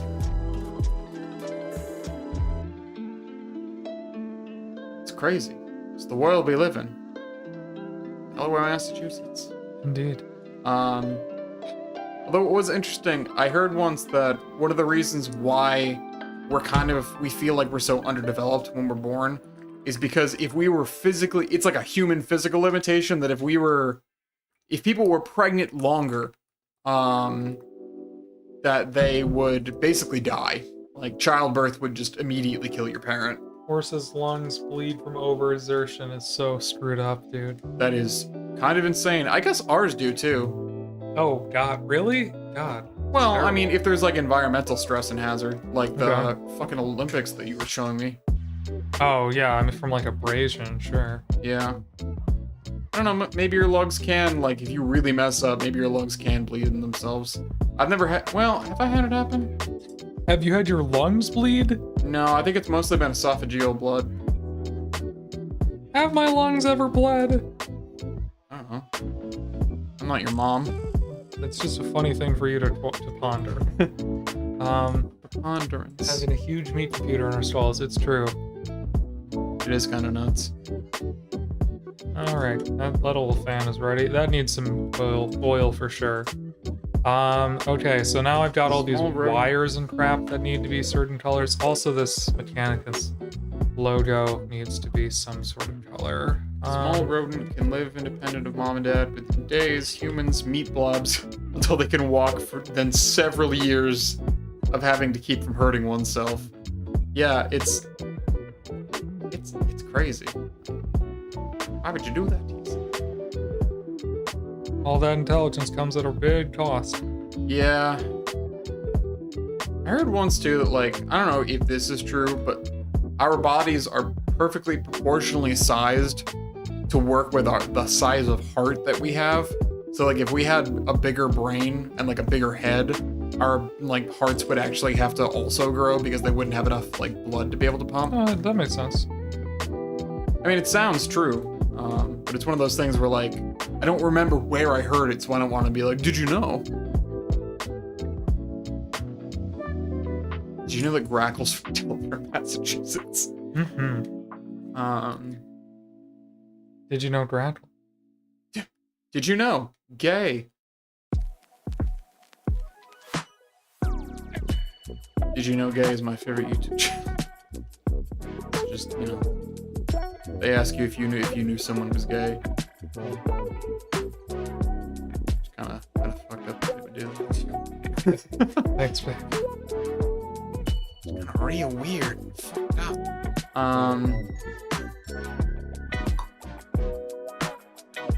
You think we could come with something more than just the brain equivalent of BIOS and Windows 3.1? Oh god, Windows 3.1. At one point, I was a college professor, and I used to teach a computer class, and, you know, in that class, I would teach about the different versions of Windows, and I had kids, I guess they're not kids, they're full-grown adults. I would have people try to use Windows 3.1, and it was just a shit show. Someone in your class tried to use Windows 3.1? I tried to have them use Windows 3.1. Why? Well, because, you know, so, not to get too much on a tangent, the thing about it is that lot of colleges, their like beginner computer skills course gives you way too much time in like really weird niche areas. And by that I mean you spend like, you're supposed to in the syllabus spend like 4 weeks on PowerPoint or like Excel or Outlook. Oh gosh. You can easily do each of those in a week and then have a bunch of time to teach like cool computer history and actually like useful computer skills and maintenance. Okay. And that's what I would do, is I would plan my syllabus around that. So I did have a day in the syllabus that was just, we're gonna learn about all the different versions of Windows. Like, we're gonna see like how far we've come type deal. And that's also the same day that I used to bring a Dreamcast to class, because the Dreamcast operates on Windows CE sometimes, which is Windows Compact Edition for mobile devices and refrigerators. But it's from the time, so it's not like good. They have a computer fridge class for my Windows. What? They have fridge Windows. Yeah. Intro to computer class, my undergrad included Alice. Dang, that's nuts. Who's Alice? That's like a very old computer programming language. Okay. Was that the successor to COBOL, or am I thinking of something different?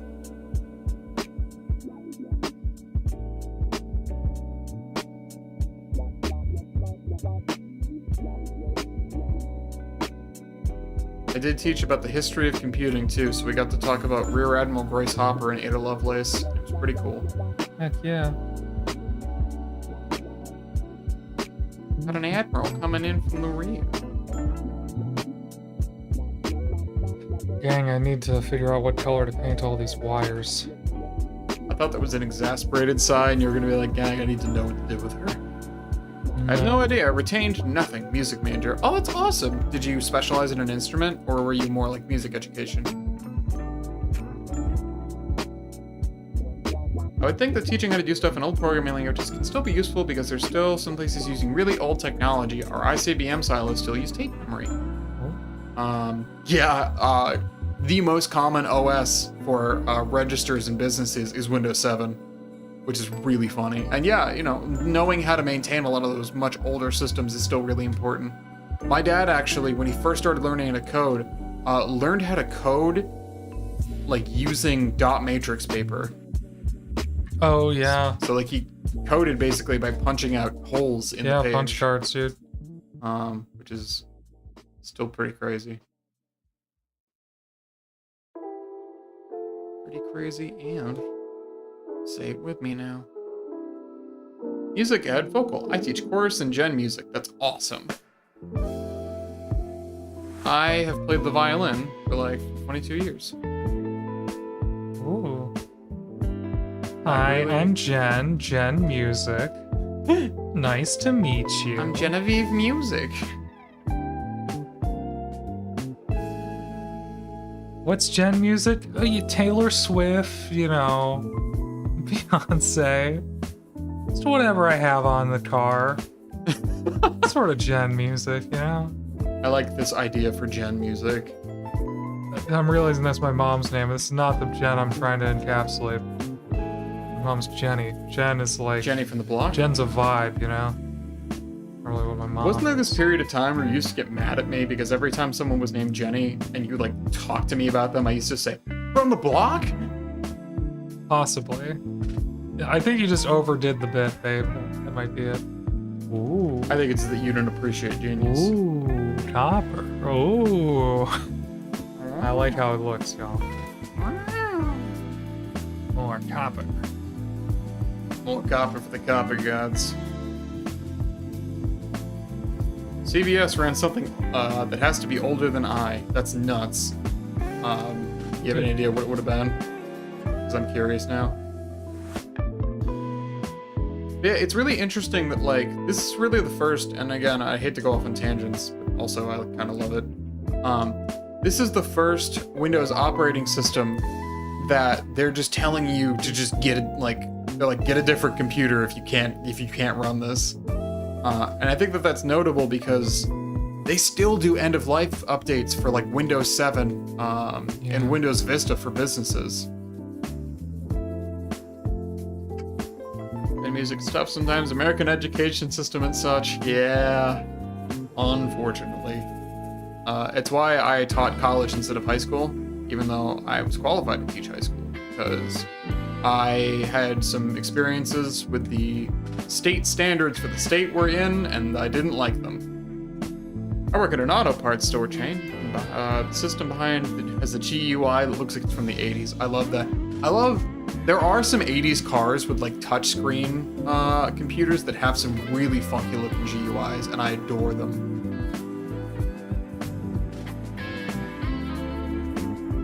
What am I missing here? And life updates for XP anymore.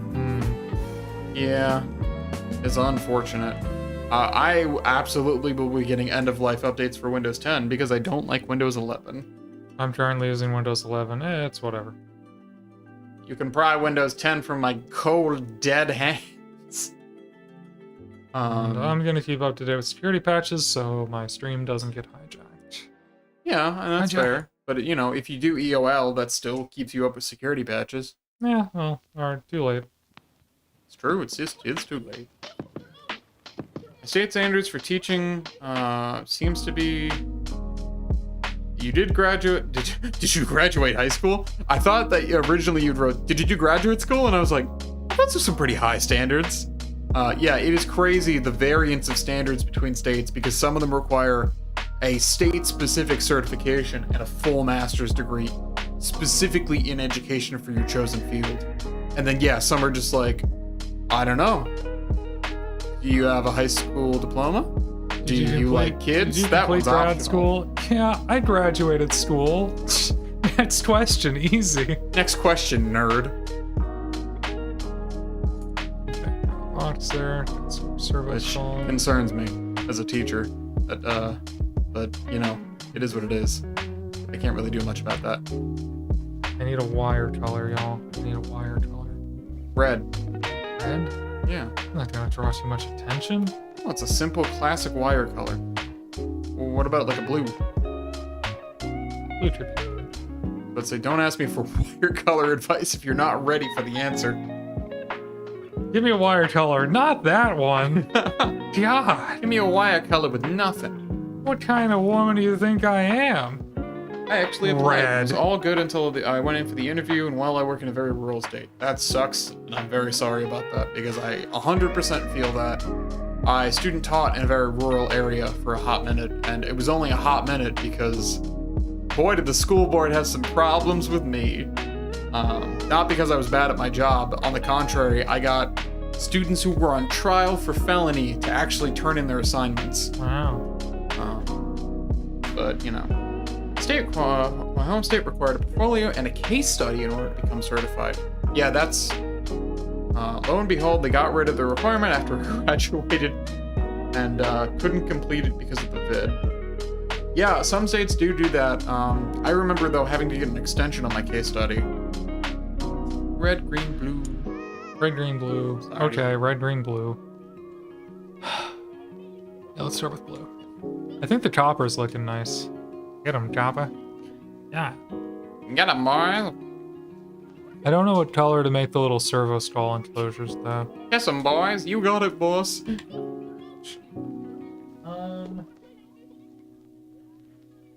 Right, we got blue. Start with some blue.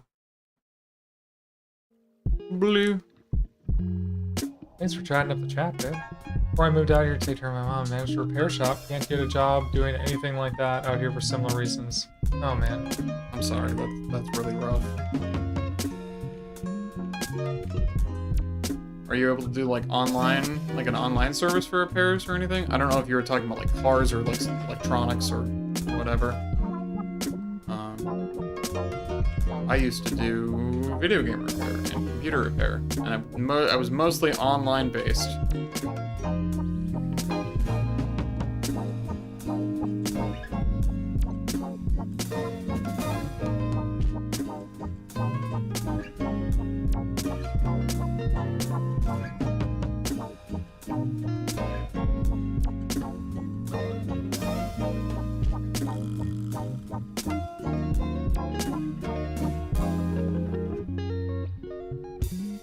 Sorry if you hear a lot of tapping. You are doing a lot of tap. Okay. Auto repair. Yeah, that can. That's kind of a rough field to get back into. Yeah, it can be weird sometimes after you come out. You basically have to reevaluate what your career plans were gonna be. It's like, that was also one of the reasons why I couldn't really teach high school. It's just, it was gonna be so hard to fight that battle every single day. Yeah, this is a take I don't lay out there very often. I don't know if I've ever shared it with you. This is kind of the problem with telling everyone that they should just go into the trades if they don't want to go to college. Yeah. It's, that's real great if you're a cis man. If you're anything else, I mean, culturally that can be pretty rough. I cannot imagine being in a trade and then finding out that I'm trans. And like going through with that. There are people who do it, but it's like, it seems like a raw deal. I'm working a pretty cushy office job, and, you know, if people know, they don't care. But, you know, even if I just work downstairs, it might be a problem. It's funny, at my last auto shop, and I would have a mechanic tell me they couldn't find a thing in a car, and I go to the front desk in a polka dot dress, dig my arms into the engine bay, and pull up the thing they couldn't find. Damn. That is one hell of a satisfying feeling, I will say. That is pretty good. Pretty fucking great. Here's to hoping you can do that again. Camp Crackle, we believe in everyone. Except for my cameras, I guess. Hello, we're back. And Nico. Why did my cameras do this? I don't know. I wish I knew. Okay, so I've been picking out wires. They're looking pretty sick, I have to say. I got really in the zone on these. It's been ripping wires out of these cameras. I don't know why they're not working anymore. Work again! Yeah, It was nice. Yeah, that sounds nice. Things about my stream setup that made me want to spend $2,000 on cameras. Part 1. Babe, please. I know. You can spend $2 on cameras. Babe, I got the Mind Goblin. I'm not falling for that, but somebody in the chat can. No, don't. Camera Chaos Demons. I like that. Or Daemons, I guess. I never was very good at, like, pronouncing that. Depends what IP you're working in. Why, babe, why is there a credit card charge for a new red camera? Oh, crap, it's super sick. It's not that an individual camera would be $2,000, it's that 2 cameras and a really good capture card would be $2,000. And I know there's cheaper options. I'm using them. True. If I'm going to go up in this world, I'm going up hard, you know? Going all out. When you're hard, you're hard. Exactly. It's British Demons. Oh, I kind of like that. Go out and get a setup to do battle reports for my channel. That sounds cool. That does sound pretty cool. 2,000 point army or a new camera setup? The idea is if I can make YouTube and David. Twitch somewhat profitable, I might do this and like get some cameras. Wow, really? What are we talking about? You're active. You're working right now. Okay, that's weird. Remember when I did play 40k and $700 bought me a Tau army? Oof. Yeah, the prices is getting high. They bought me some mustard.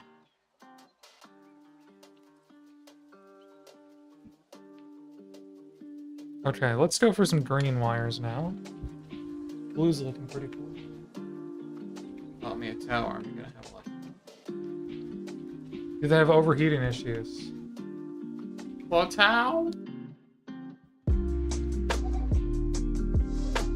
Actually, that's something I would like an answer to. 15%. I think they might have battery issues is what's going on there. It might be in low power mode.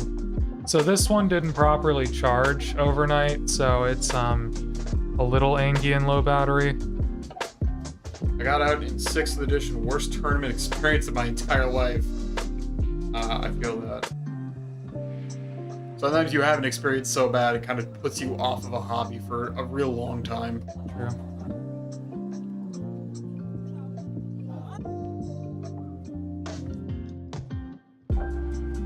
I guess for the cameras, what I should probably do here is make a little space to charge the camera phones when I'm not actually streaming, so that they're always at 100%.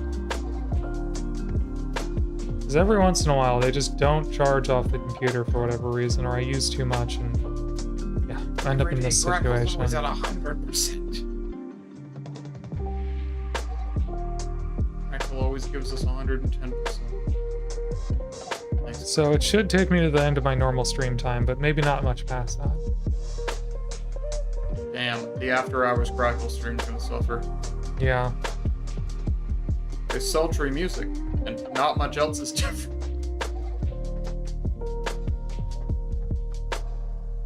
Get ready for the Crackle stream.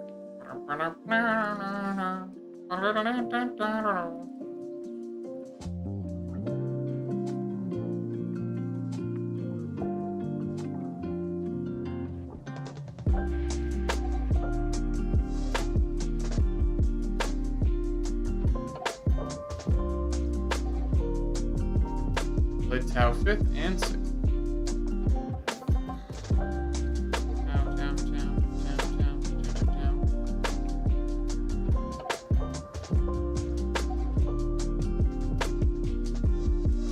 I really like the blue coverage a lot better here. Yeah.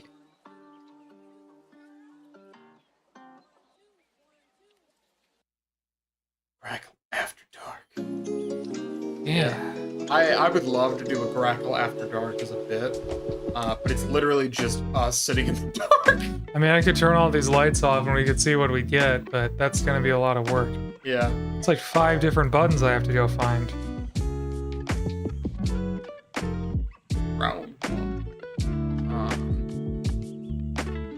Round 1, opponent was using Forge Ward Grot tanks. Wasn't clear Forge Ward wasn't clear Forge Ward was allowed. Round 2, new Necron player. I had to teach him how to play his army during the game. Round 3 was against a guard player who kept charging the forward weapon on his chimeras. All while someone there smelled like they had slept in a litter box. Believe me, I know a thing or two about smelling like you were sleeping in a litter box. I had the most garbage-ass roommates who did not take care of their cats. This is the 20 pounds of cat piss story, for those of you that have heard it before. Fistful of dollars. They didn't take care of their cats whatsoever, and that included they never actually cleaned their litter box. They would always just kind of scoop some stuff out, like the solid stuff, and then just put more litter down. And it got so horrifically bad that our landlords were like, "We're probably going to evict you." And I was like, "I gotta fix this so I can at least like be comfortable here." They didn't kick me out, by the way. They kicked only them out. But Yeah.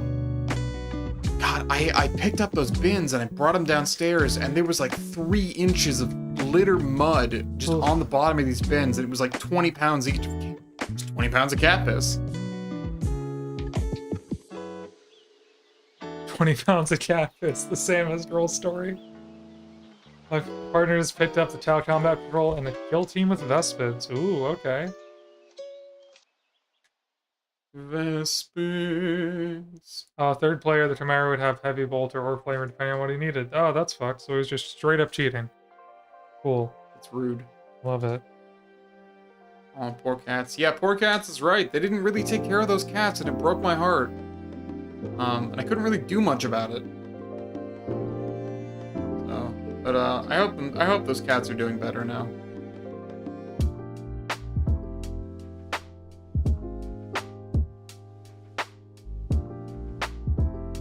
My fervent wish that those cats are wished a happy time.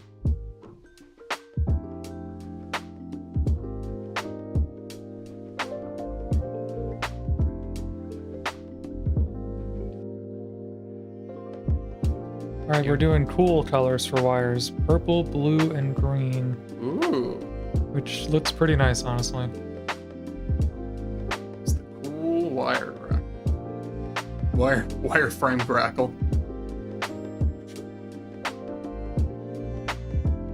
I like the idea of wireframe crackle. We got all grackles that are wired. I ran a Farsight army in both editions. It was fun when my broadsides could destroy the majority of rhinos on the other side of the table turn 1. Cheesy. Also, Alejo says... Fun for really you. good. Wow, geez, that sounds brutal. Yeah. Sorry, what's up? Alejo says it's looking really good. Yay, thank you. Haven't done wires before. I think they're pretty simple though. You just put the paint on, huh? Look at that. Just put on the paint. Yeah, And that yeah. little detail.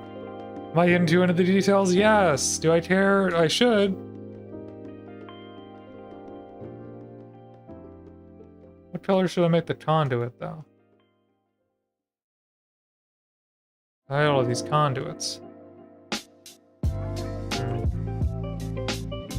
Conduit. Oh, I think I had this song in my video.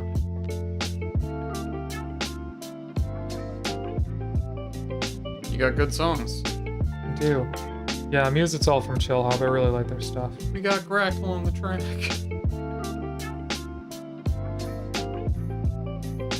Blood Angel Fire, I can't remember the name of...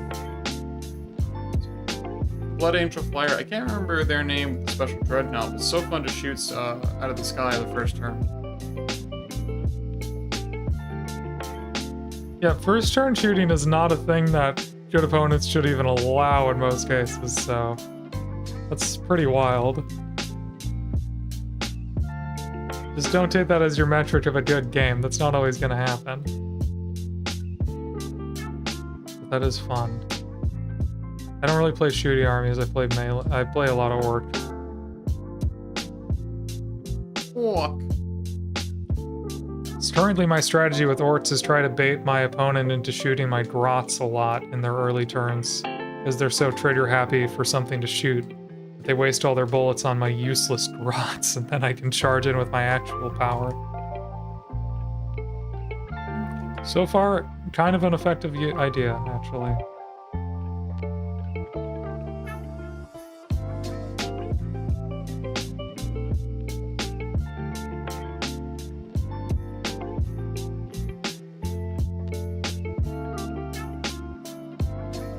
Special edition. True.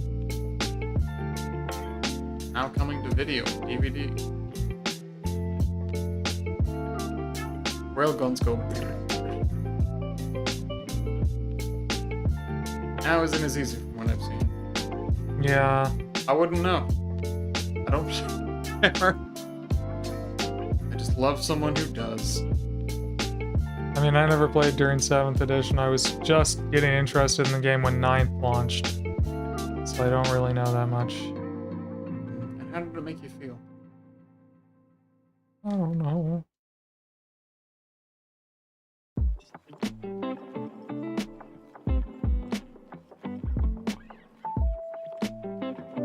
Okay, let's grab a second sort of copperish color here, because I've done too much of the bright copper.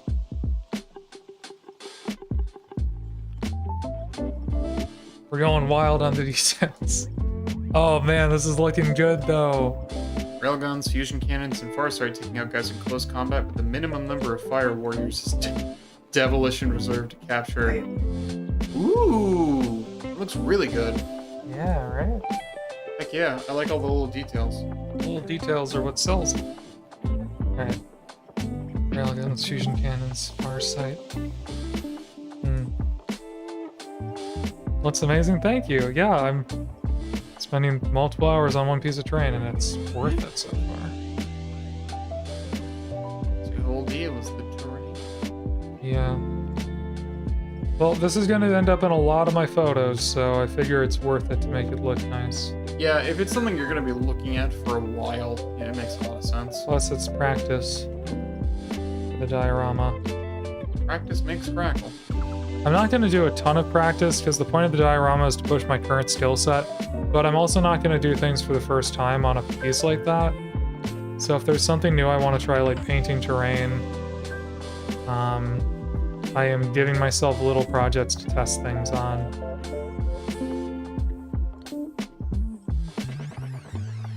Test crackle.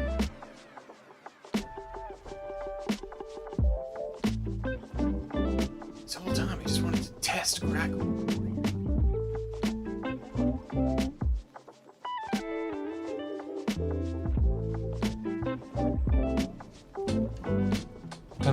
back in with some of that oil wash. That'll really put the pizzazz on this thing. Terrain's like a double-sided sword. I played BattleTech for 30 years. Whoa. And 6 to 10 millimeter terrain is much easier until you decide every window needs to be reflective on all your buildings. Ah. That's fair. Yeah, if I had just left it at dry brushing, I might have been okay. This will be funny, because someday I'll show up to a game with this, and then a bunch of terrible looking terrain, and people will be like, what happened there? Huh, hold on a second. One of these is not like the other. One of these is not like the other. One of these is not like the other. Let's throw the whole thing out. Boom, boom.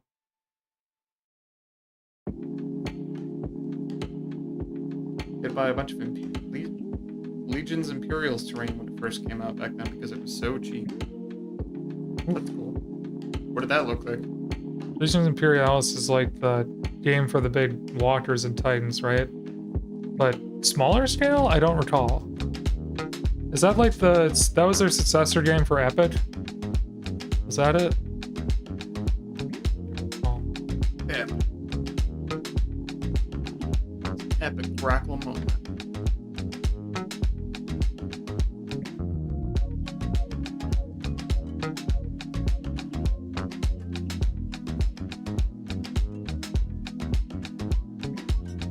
Eight millimeter scale. Okay, so to explain to Samus Girl, so Epic 40K is an even smaller scale of 40K where you get to play with like giant vehicles and walkers and stuff. I don't even know how you'd go about painting something like that. Well, everything is gigantic is the thing. So the miniatures... Wait, I thought you said the scale was smaller. Scale is smaller, but you only play giant stuff. So like you can have Space Marines, but they'll be tiny and there'll be like 3 of them on the same base. Okay. So then you can get like huge walkers, like, you know, like Imperator Dreadnoughts, or like Imperator Titans, or Imperator Titans. I prefer to say Imperator, I don't care if it's Imperator. Imperator sounds like, you know, Imperial. Yeah. Imperator sounds like a minor pronunciation mistake. Imperator sounds like you didn't know what empanadas were called and you guessed. Throwing shade out there. Oh, I'm not really throwing shade. No, I am, but I think I'm right, so it's okay. You're allowed to have a hot take as long as you think it's right. I remember correctly, they mounted whole infantry squads on a base. Yeah, so it'd be like 5 Space Marines all sharing one base. Wow. Real male living situation right there. This is the ideal male form. You might not like it, but it's true.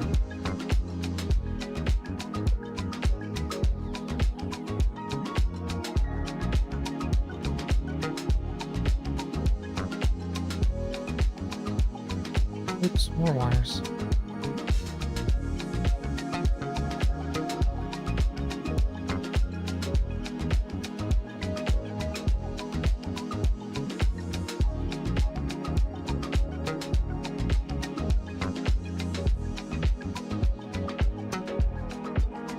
Another satisfying grab.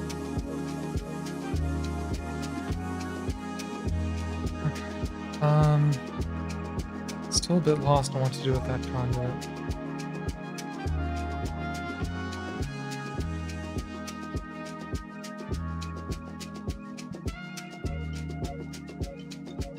Strip. That one's staying black. This one's gonna be silver. Like bright silver. Like plata silver. Now imagine my head as someone from around here trying to order from a Terminet's food truck. Tex-Mex, sorry. I thought we were saying Terminex. I think that's a termite company. Yeah, it Don't is. order from their don't order food from a Terminex truck, y'all.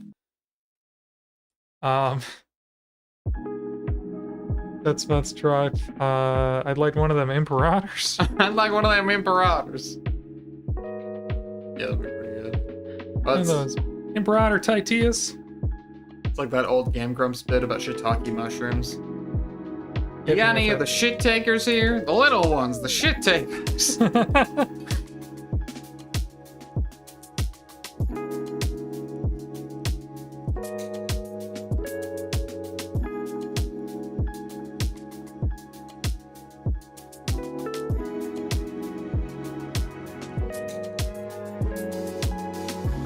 Hi, Nico.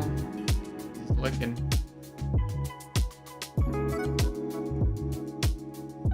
You and me both, son. Just living in the moment.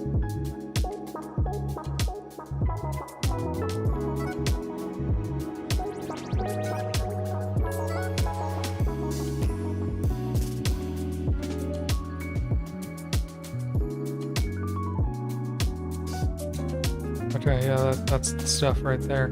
You know what we need to do? File our taxes? No way. No, it's too early. You're so right, fam. What do we need to do? We need to start turning more lights on before we stream. Because Is it dark out there? it's fucking dark as shit. There's Well, no other lights on. We in the got a house. lot of lights on in here. We're making up for it. We Yeah. are more than making up for it. There are so many lights in here.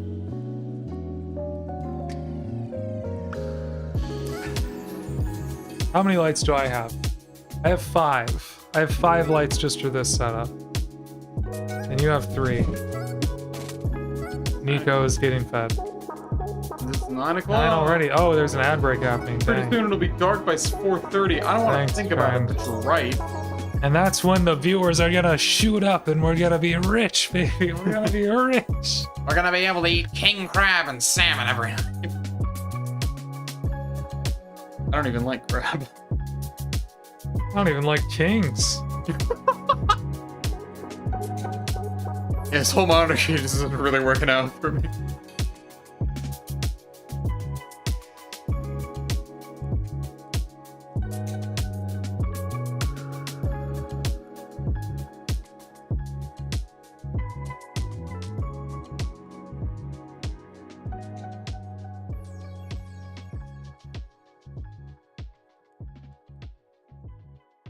I don't like thinking about the fact that it is in fact getting darker earlier. I don't know if I can do it again. Of course you can. I know I can. Like, logistically, I just don't want to. We're gonna have to start wintering in Zurich. I feel like Zurich wouldn't be that warm in the winter. No, it wouldn't, but there'd probably be more light on your side of the globe. I'm thinking of a hemisphere thing. We'll start wintering in Australia. And then regret it because we're wintering in Australia. Get bit by something, die, regret. I'm in Virginia. It's been dark since like 6 or something like that. I don't like that for you. I'm so sorry. I don't like that for any of us.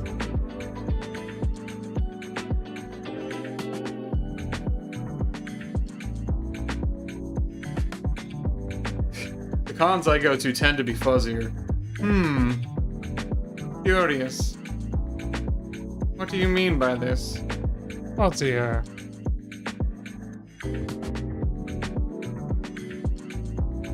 Virginia itself isn't bad. Ah, Correct. it happened again. But there's definitely some not super great areas in it. Especially like a lot of the southern states.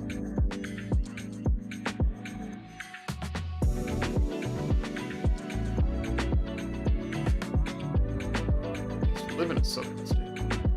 Well, southern adjacent. I don't even want to call it a southern state. Despite the fact that some people there want to call themselves a southern state. What state was that? The state of Delaware. Fuck off. Famously on the side of the North and the first state in the Union. No, Delaware is not the South. No, but well, I like to call it southern adjacent. Because we're kind of like getting there, but we're not there.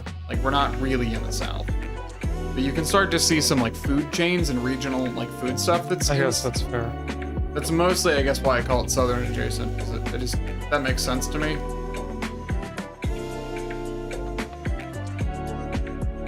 It's the land of exquisite Dairy Queens. I'm on the land, part of the land called the Northern Neck. It's bad. That does not sound great, and I'm very sorry.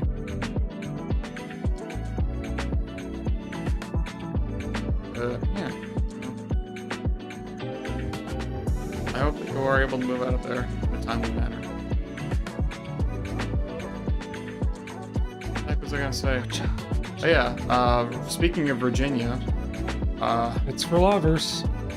I get, you're not wrong, I don't want you to be right though.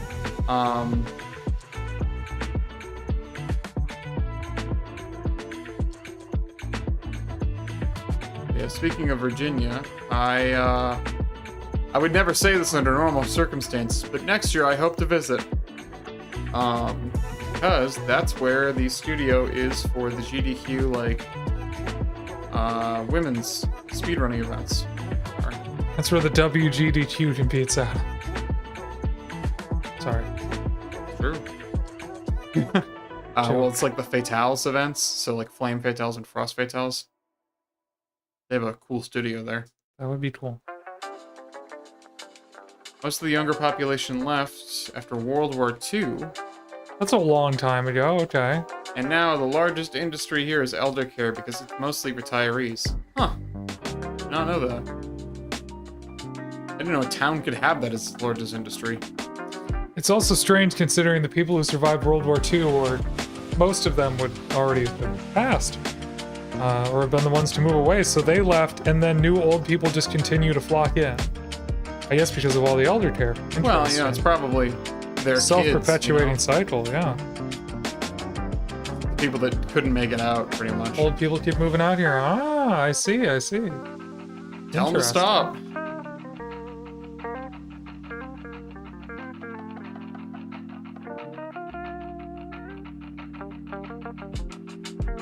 You look at them and you tell old people, but you're no such pleasure from us. I'm gonna have to look up how to do that.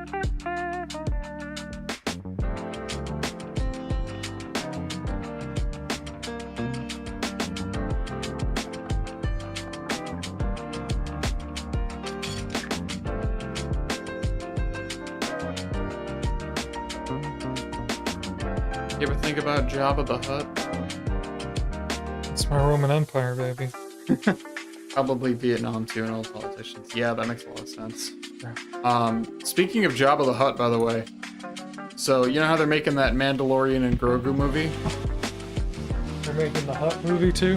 No, but there's a Hutt in it who's like a tournament gladiator. Okay. And he's yoked. He's so yoked. Yoked the Hutt.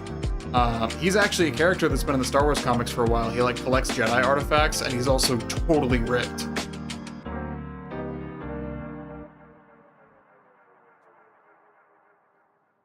New England is suffering too. I wish they would. The cost of living here is ridiculous because it's old people on vacation and Airbnb houses. That's rough. We actually have a bit of it. We had a bit of an issue in our area with a lot of people buying up like low rent apartments to just turn into Airbnbs, but then we had a lot more legislation that started going into effect around it, which is good. Yeah. But it's still one of those things that it is still an issue here. And there's like several state programs aimed at like trying to help redevelop low rent apartments for people. Which is great, but the problem is the process on that's kind of slow.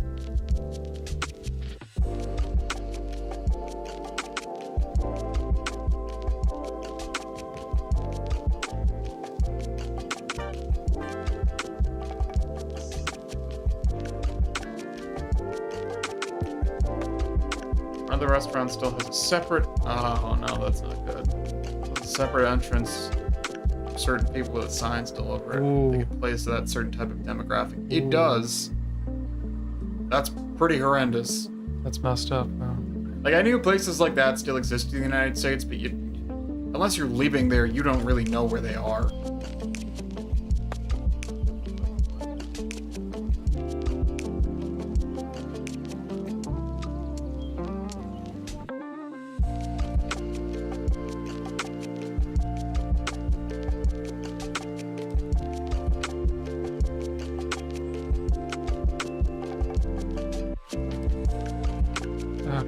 Yeah, got a lot of nice little detail happening here. Little keypad.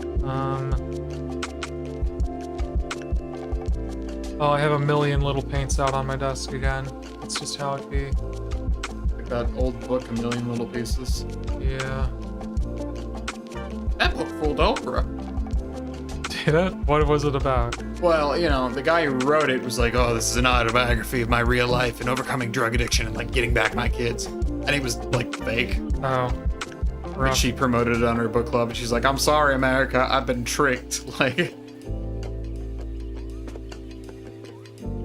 Also, I'm so sorry if any of you can hear Ridley screaming. I can hear a little bit of screaming. The volume is on 1. I really only have it on because I kind of like... I have pretty good noise filters, so it should be okay. Ridley.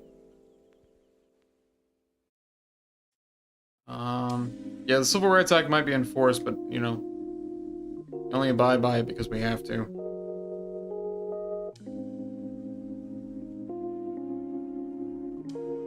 Don't you love it when that happens? And you can't find the paint you want because it's on the desk with all the other paints. That happens to me a lot when I'm fixing things and I have like a bunch of tools out. I'm like, where the fuck is that? And it's already out. I just forgot that I put it out or had previously used it.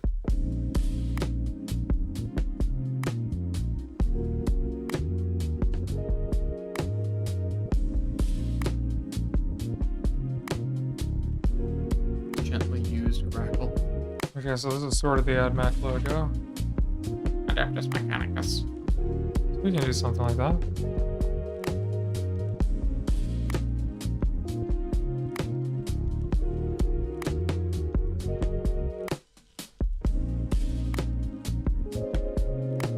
How'd they get a skull this big? Sounds like a 10mm socket problem mechanics have. Yes. Sorry, what'd you say? How did they get a skull this big? I don't know if we want to know the answer to that question.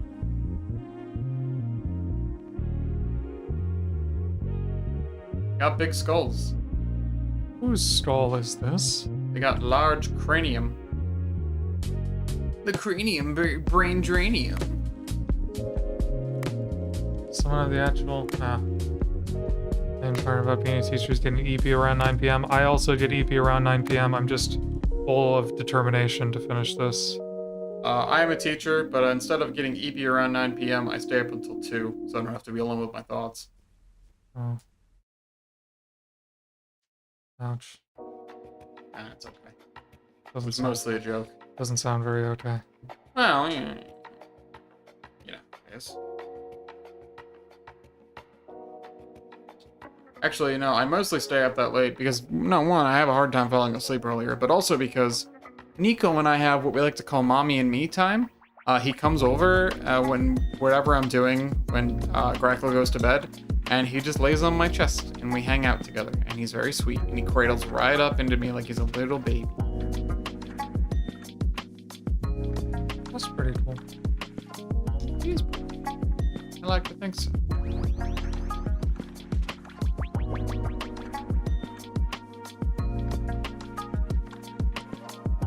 I had an idea for Adeptus Militarium, but everyone is in formal business wear, high heels, and black suits.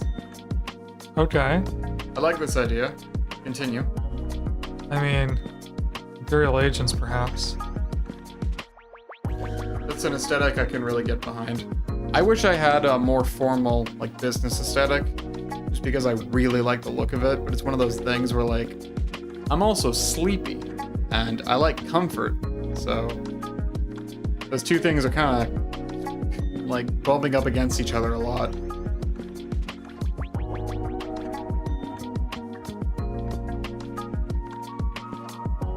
Cindy from HR loading a fucking missile array. Yes, perfect. No notes. I would build terrain for a local store and do stuff like put hot dog vendors and stuff near the corners of the ruins. That's pretty sick. I like that. Cute. I like it. Excellent cognitive dissonance. Yes. Cognitive dissonance for fun and profit. Now that could get you on Oprah. Harnessing cognitive dissonance for fun and profit. Damn, that could get me on Oprah. It's too bad that... Well, she does have a show still. It's just on her own network, right? Yeah, and her network is called OWN. Dang. The Oprah Winfrey Network. Way to shout it out, baby. No! Unintentionally. God. I'm definitely of the age where my mom used to watch Oprah all the time when I was younger. It's the thing that moms did. Before Dr. Oz had his own show, he just showed up sometimes and said a bunch of nonsense about health. Now he just does that on his own time. He does that for free. Oh no, he makes money off of it. Yeah, that's true. More money than anyone should possibly make telling me things that WebMD already told me.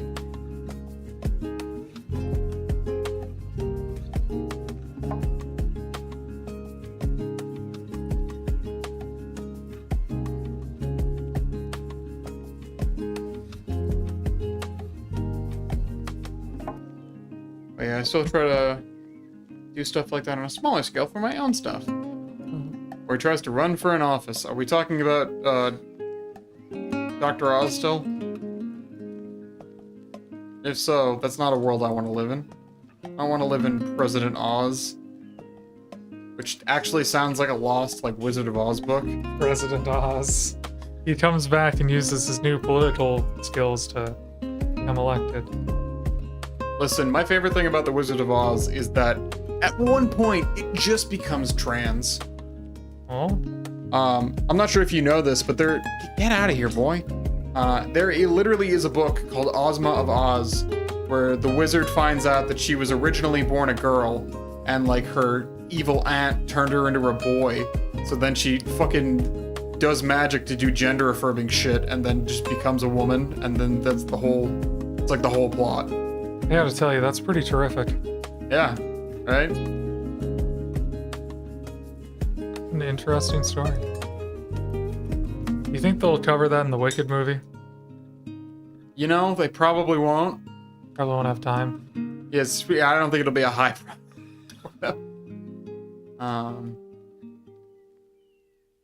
Dr. Oz is the medical version of Is It a Good Idea to Microwave This Show? Yeah. But is it? Find out next week. Often not. I discovered this TikTok account. I'm not necessarily trying to promote it, but it's called Microwave Meltdown. They just put things in microwaves, and somehow they also have a camera in there, and it's a good time. I saw him microwave an entire bag of circus peanuts, and it basically turned into elephant toothpaste. It was incredible. I've been working on finding an STL of Bob's Burger storefront in the house. I'm making a convenience store and video store from Jay and Silent Bob. That's pretty sick. Hell yeah. I have to agree. Sick as hell. This is pretty terrific. I gotta tell you, it's pretty That sick. should just be like my sub-alert sound for one stream. I gotta tell you, this is pretty terrific. Why just make it for one stream when you can have it be for all the stream? I guess I could set alert sounds for channel points for just extra chaos. Y'all ever seen the Analog YouTube series from the company called Blend Tech? Called Yes. Will It Blend? I have, and it's bad. It's good. I might be thinking of somebody else then. Why would you say it's bad? Bad. He tells you not to breathe this. Oh. Don't breathe I'm not thinking of the this. same person then. Oh, okay. What if I wanted to breathe that? You shouldn't. It's bad for you. You don't know I will that. have to show you Will It Blend at some point. Whoa, jeez. Camera's bumping with the beat. It's going Beat of what? in and out. Oh, the music on the stream. Rolling around at the beat of sound. Just trying to get a couple servo skulls now. And this big one. It still fucks me up that servo is what Australian people call a gas station. Cell That's, phone does. Don't that's what 40k people call, well, anything. lobotomized humans. Oh, okay. Well, I don't like that. Yeah. Oh, that sounds like the fucking decraniated from Star Wars. Well, yeah, it's pretty rough. So the thing is, they really don't trust AI because they had a whole war where AI tried to destroy the world. And so now they basically just essentially, they'll basically just take humans and lobotomize them and make them do simple tasks. Yeah, that's pretty It's much grim and dark, yep. No, that's just pretty much that's what the decraniated are in Star Wars. Ah, well, yes, then it's that. We watched a video about it yesterday, remember? Nope. It was the essential glup shittos of A New Hope. Oh, wait, is that what that one guy on episode 5 is? No, that's not what Lobot is. Lobot is actually something different. But Dr. Ebazan and Pondababa, who are the guy with the pig nose who's like, I don't like you in the bar. He doesn't like you either. In canon, they have the reason why they're wanted for the death sentence on like 12 systems is because they're very adept at a medical technique called decraniating, which basically creates human slaves without the top half of their heads. Whoa. That's pretty rough. Yeah. Oh, servitors are people computers. There are servo skulls, and don't forget the techno cherub thingies. Yeah, there's a few servo skulls here. Did I get paint on my face? Yeah, I did. Might have. How did I manage that? Is it cute? I think you're pretty.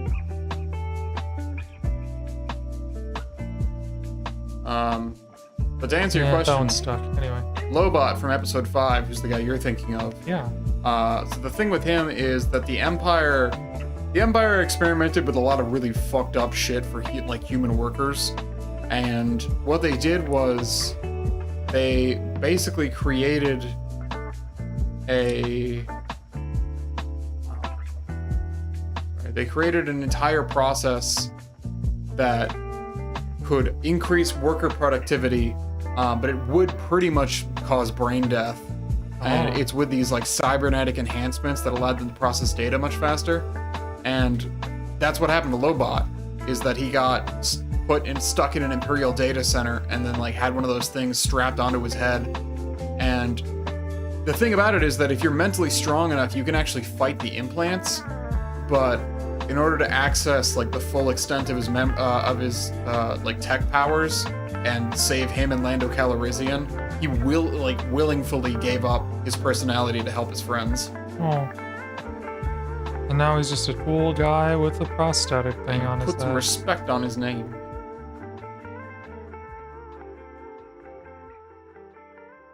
You put some respect on Lobot. Okay. He runs Cloud City. Was he? I thought he was just kind of there. Well, yeah, it's him and Lando. Oh, okay. Lobot's hooked into like the whole city, so he runs a lot of the administrative efforts. Okay, that's cool.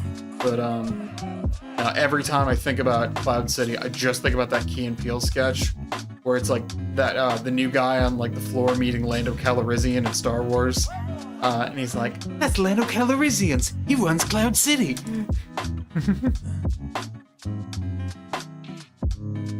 It's so funny to me.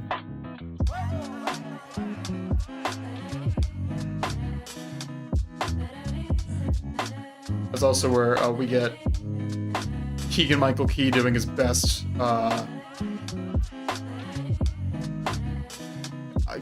God, who plays Lando Calrissian? I literally just had it.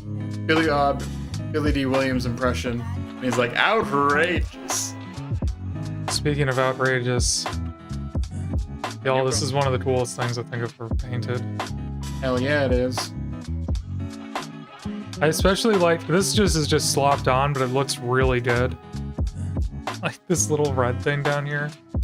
Got a little bit of an AdMech logo going on here. And the great news is I haven't even done oil washes on this yet. So like, if I want to do that, it's really going to be popping. Although I probably want to wait for everything to fully dry before I attempt that. Let me just see quickly. Oh yeah. Oh yeah, it looks fantastic over there. Oh wait, someone has followed. Thunder. Yeah, see, faster the second time. Let me just pull the board back over here so we can see it. I'll leave the turntable where it is. I mean... The thunder down under. I mean, look at that. That's... If you painted an entire set of terrain like this, you'd lose your mind, but for one piece, it's real. Your tiny mind can't comprehend. Definitely need some oil washing. Maybe a couple more details if I really want to go nuts. But wow. Hey, thank you! You two Algo recommended you a few days ago. Great video, can't wait to see more. Well, thank you for saying so. Thanks so much for stopping by. Thanks for stopping by. I am currently working on the more. This is a piece of terrain I've been painting tonight and a little bit yesterday in order to put on this terrain board for photographing my minis, which will be the part of my next video. Or maybe the whole thing in my next video. How does that go? Well, it goes... It goes a little something like this. It goes right up through the middle. and then it gets power so it can turn. I don't have any batteries in it right now. Yeah, the turntable just pops right in there, and then this part of it can spin, while the rest of it sits static. My desk is completely covered in crap right now, so give me a second here. Alright. Okay, 1 second. Let's do 1 like equals 1, or 1 like equals 1 rice. 1 follow equals 1 rice. 1 like equals 1 comment equals 1 subscribe. There we go. Remember to like, comment, and survive, which seems like the So perfect Thunder, catchphrase I am for building Warhammer. this little sushi 1 follower at a time. So welcome. You're one of the pieces of rice on here now. You're just a piece of rice I'll on the put that table. away. To use it for display and photos. That's the idea, is to use it for photos mainly. I could display a couple things over there. So here, I'll show it on my other camera here. I'm turning the top of that shelf over there into a photo backdrop. And it all fits into my tiny, like, half of a room studio. Studio. And I need to put away a lot of paints right now. Studio. Studio. Studio. Actually, what time is it? Oh gosh, 9:30. Well, awkward timing, Thunder, but I need it you to is. keep streaming for another 10 minutes. You need me to keep streaming for 10 minutes? Why? So I can finish this speed run before you're done. Finish the speedrun before you're done? Okay, well, I can vamp for like 10. You love vamping. Alright, You're yeah. a vampire. Yeah, I am a vampire, indeed. Yeah, so that's what that one is. And then I also went hard on this, I've told people, because I'm going to be painting this base for a diorama pretty soon. And it uses some similar pieces, so I wanted to have an idea of how to paint them. This is possibly so much detail that it becomes distracting now, but I'm hoping not. I just think it kind of has a certain pop to it, you know? If I went over and I really dry brushed on some silver at this point too, it would probably look incredible. Hey, we got some time, let's do that. Did you use an airbrush? Not very much in this case. I do have an airbrush. To be honest, it's kind of on the fritz right now. So I primed everything with the airbrush, and then for the, oops, it's plugging again. But yeah, everything here I just like literally like dry brushed and yeah, I did by hand essentially. But yeah, I gotta go visit the art store and talk to the airbrush guy and figure out what's going on. I think I'm missing a part or something broke in mine because it's just like back bubbling the cup quite a lot. So I'll need to fix that. But yeah, let's go over the top with some silver.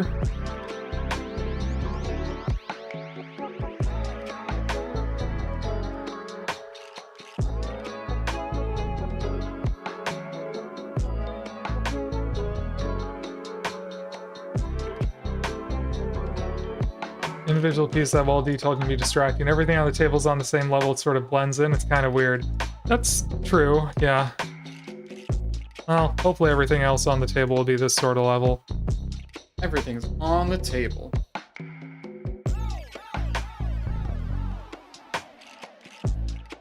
We'll see. The one thing I don't know how to do yet is to hold back and to not go all out on detail for something like this. Which is probably a skill I'll need to learn. Skill issue. Skill issue, I try too hard. What is this, a job interview? I try too hard. I love too much. Sometimes I worked overtime and I don't even remember to ask for pay. Sometimes, you know, I don't even remember I have human needs. It's like the worst employee. I taught my cat to use the toilet so he wouldn't have to need me for anything. Sometimes I go grocery shopping. Mine It's does that crazy. sometimes. It has a blockage in the nozzle. Usually I have to tear it down once a month to deep clean it. Yeah, I might just need to deep clean it. I think it's also missing an O-ring. O-ring. I think it's literally missing an O-ring in one part, and I just can't Teflon tape my way around it anymore. But yeah, it probably also needs a good deep cleaning, to be fair.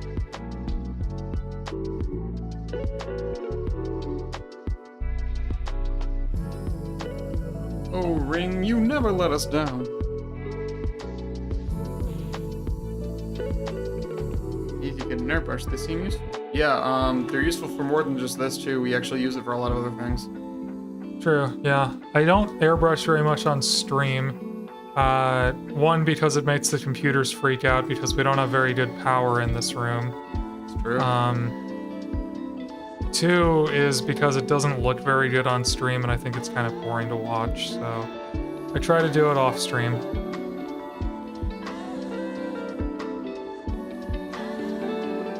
Although the airbrush setup is at the exact same desk, so I do whip it out on stream sometimes. Like... You whip it out, babe? Oh, is the compressor loud? This is my favorite question for you to answer. Alright. Let me turn the compressor on. Compressor's on. Okay, turn it off. Compressor's off. It is not, it is the same, it's about as loud as a fridge. So no, it's not very loud, and that's Honestly, why it can be in my stream room. It is quieter than the fridge I had in college. It's quieter than the fridge we have right now. It's both. It is a super quiet compressor. It's a Silent Air 20A, which I got off eBay from probably a professional shop that used it because it was not very well taken care of. And I cleaned the whole thing and put it back together, and I ended up getting the whole thing together, oil change for about $300. We have one of those crazy loud compressors. That was originally what you used to use. We do. That is a quiet air compressor by air compressor standards. There are louder, but yeah. So I've got that, and then under the desk, I have one of the little like master airbrush cabinet things, which I'm not going to put down on the desk right now. And then that literally plugs in right here.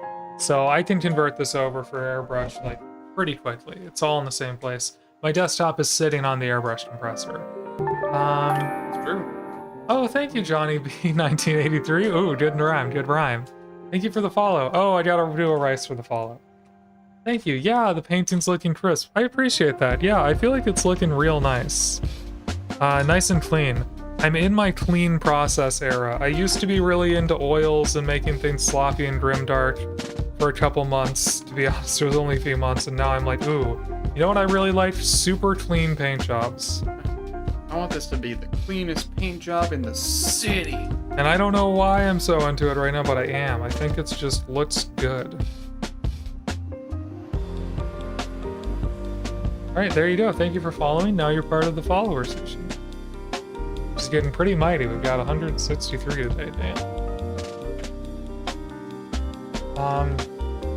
But yeah, if you haven't heard of them, Silent Air is this brand, this specialty brand that makes really quiet air compressors that are like professional grade. Brand new, they're like $700. They gotta level with you, they're very expensive.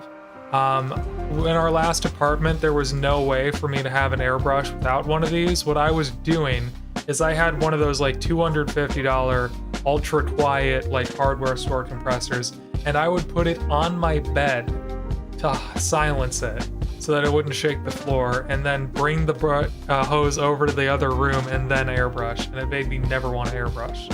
So I found this one on eBay and I pulled the trigger. It showed up broken, and I cleaned sludge out of the tank for 2 days, tore it all the way down, and I was standing in the tub like with like my pants like hiked up to my knees, just shaking sludge out of the tank for like an hour. Everything was coming up Millhouse.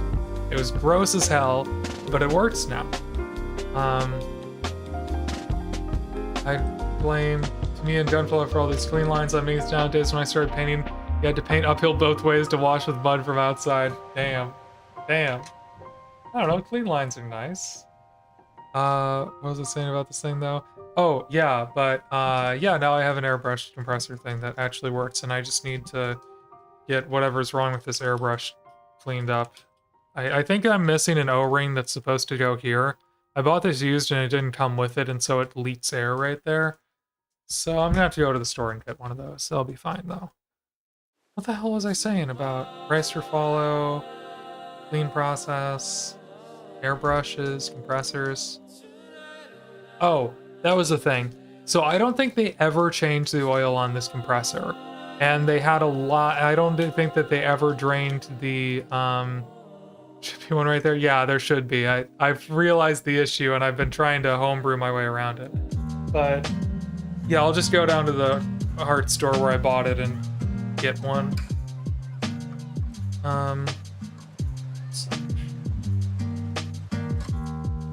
Putting a couple paints away. Sorry. Just get them out of the way. Yeah, so... No. I keep losing the thought, y'all. I keep losing the thought. I got battery-powered airbrush by... what is it? Actitart? No compressor, but the buzz is kind of loud. Okay, gotcha. Cool. I mean, it is nice. I've seen those. They seem good, like the battery-powered ones, you know? It's definitely a good place to start. The problem I had when I started is I just bought the airbrushes and I didn't really have a good compressor. It came with a tiny little one, like a mini one, and it sucked. It was so loud. Really sputtery. So then I ended up buying a better compressor, and that didn't really solve it because I needed an enclosure and my compressor was too loud. And then I got a better compressor and I was like, oh, but now my airbrushes aren't actually that good. And anyways, went back and forth and put a lot of money into the setup, but it's really working good right now. Get yourself some Flex Seal and slather where that O-ring goes. No! Dude, I was using Teflon tape previously, but I'm not gonna do Flex Seal for a while. I don't want to ruin it. I got it for a deal, but I don't want to ruin it. Oh yeah, the air compressor. The fact that I don't think they ever drained the water out of the tank, and I don't think they ever changed the oil, and that's okay, because all the oil, I think they overfilled the oil and they never drained the water in the tank, and that was fine because when you overfill this compressor with oil, it spurts it out of the airbrush, or spurts it into the tank, and so the tank was completely coated in like sludge and oil, to the point that it couldn't have possibly ever rusted because it was so oily in there. So, kind of a win. A little bit gross to clean. It doesn't smell terrible when I airbrush now, though, so that's mainly why I had to clean it out so much, is because it smelled bad anytime I airbrushed when I first got it. You'd airbrush a little and be like, oh god, Get a little stuffy in here. Yeah. I like, by the way, that one of the tags on your stream is ADHD. I just want people to know what's going on when they notice the chaos, yeah. Do you have anything else to say about that? You have ADHD. I do. That's it. That's the I only do thing. indeed. And I'm feeling it right now, I'll tell you what. Feeling all the ADHDs, all 80 of them.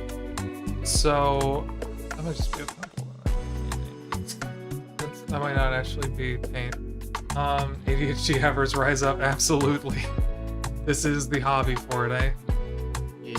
Okay, let me just quick check this Nova recap. I haven't rated Ghoul in so long. We should say hi to Ghoul.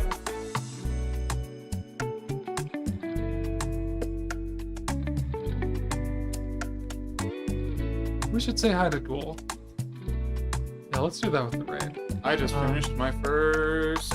Hey, how'd you do? How'd you do? Like real time 2.5, real time 2 hours 30 minutes. Okay. And 32 minutes and 38 seconds. In game time, 1 hour 41 minutes and 11 seconds, and it's the first time I've ever gotten under 2 hours on the in-game time. Dang. So, pretty proud of myself. Tomorrow, maybe I don't have the spoons for it. Damn, relatable. Yeah. Crispy little building here. Alright, let's get this raid out for Dual Studio while I try to remember if I had another fun air compressor fact to share. I don't think I do. Are we doing it? We're doing it. Alright, y'all. We're raiding out to Dual Studio on Twitch here. If you're on YouTube, thank you for stopping by and lurking. I'll hopefully see you next time. But yeah, Twitch votes, we're going over to raid Dual Studio, who's another painter who always streams at the same time as me. He's a good friend, so we're gonna go say hi. It's been a while since I've said hi. It looks like he's doing a Nova recap, so possibly entered some stuff. I'm not quite sure, but we're gonna go find out. So yeah, just another cool Twitch like mini painter that you can check out in the community over here. There is a really cool community of people who mini paint. So yeah, thank you all for stopping by. Thanks for finding me from YouTube, everyone. This has really been cool, getting the new audience over from that. And yeah, we're one step closer to actually having that next video out, so you can look forward to that. Oh, hey JD, good to see you. Thank you for lurking today. Yeah, I'm super happy with this though. And now I get to go back to working on the video. So, see you later. Alrighty, let's raid. Bye!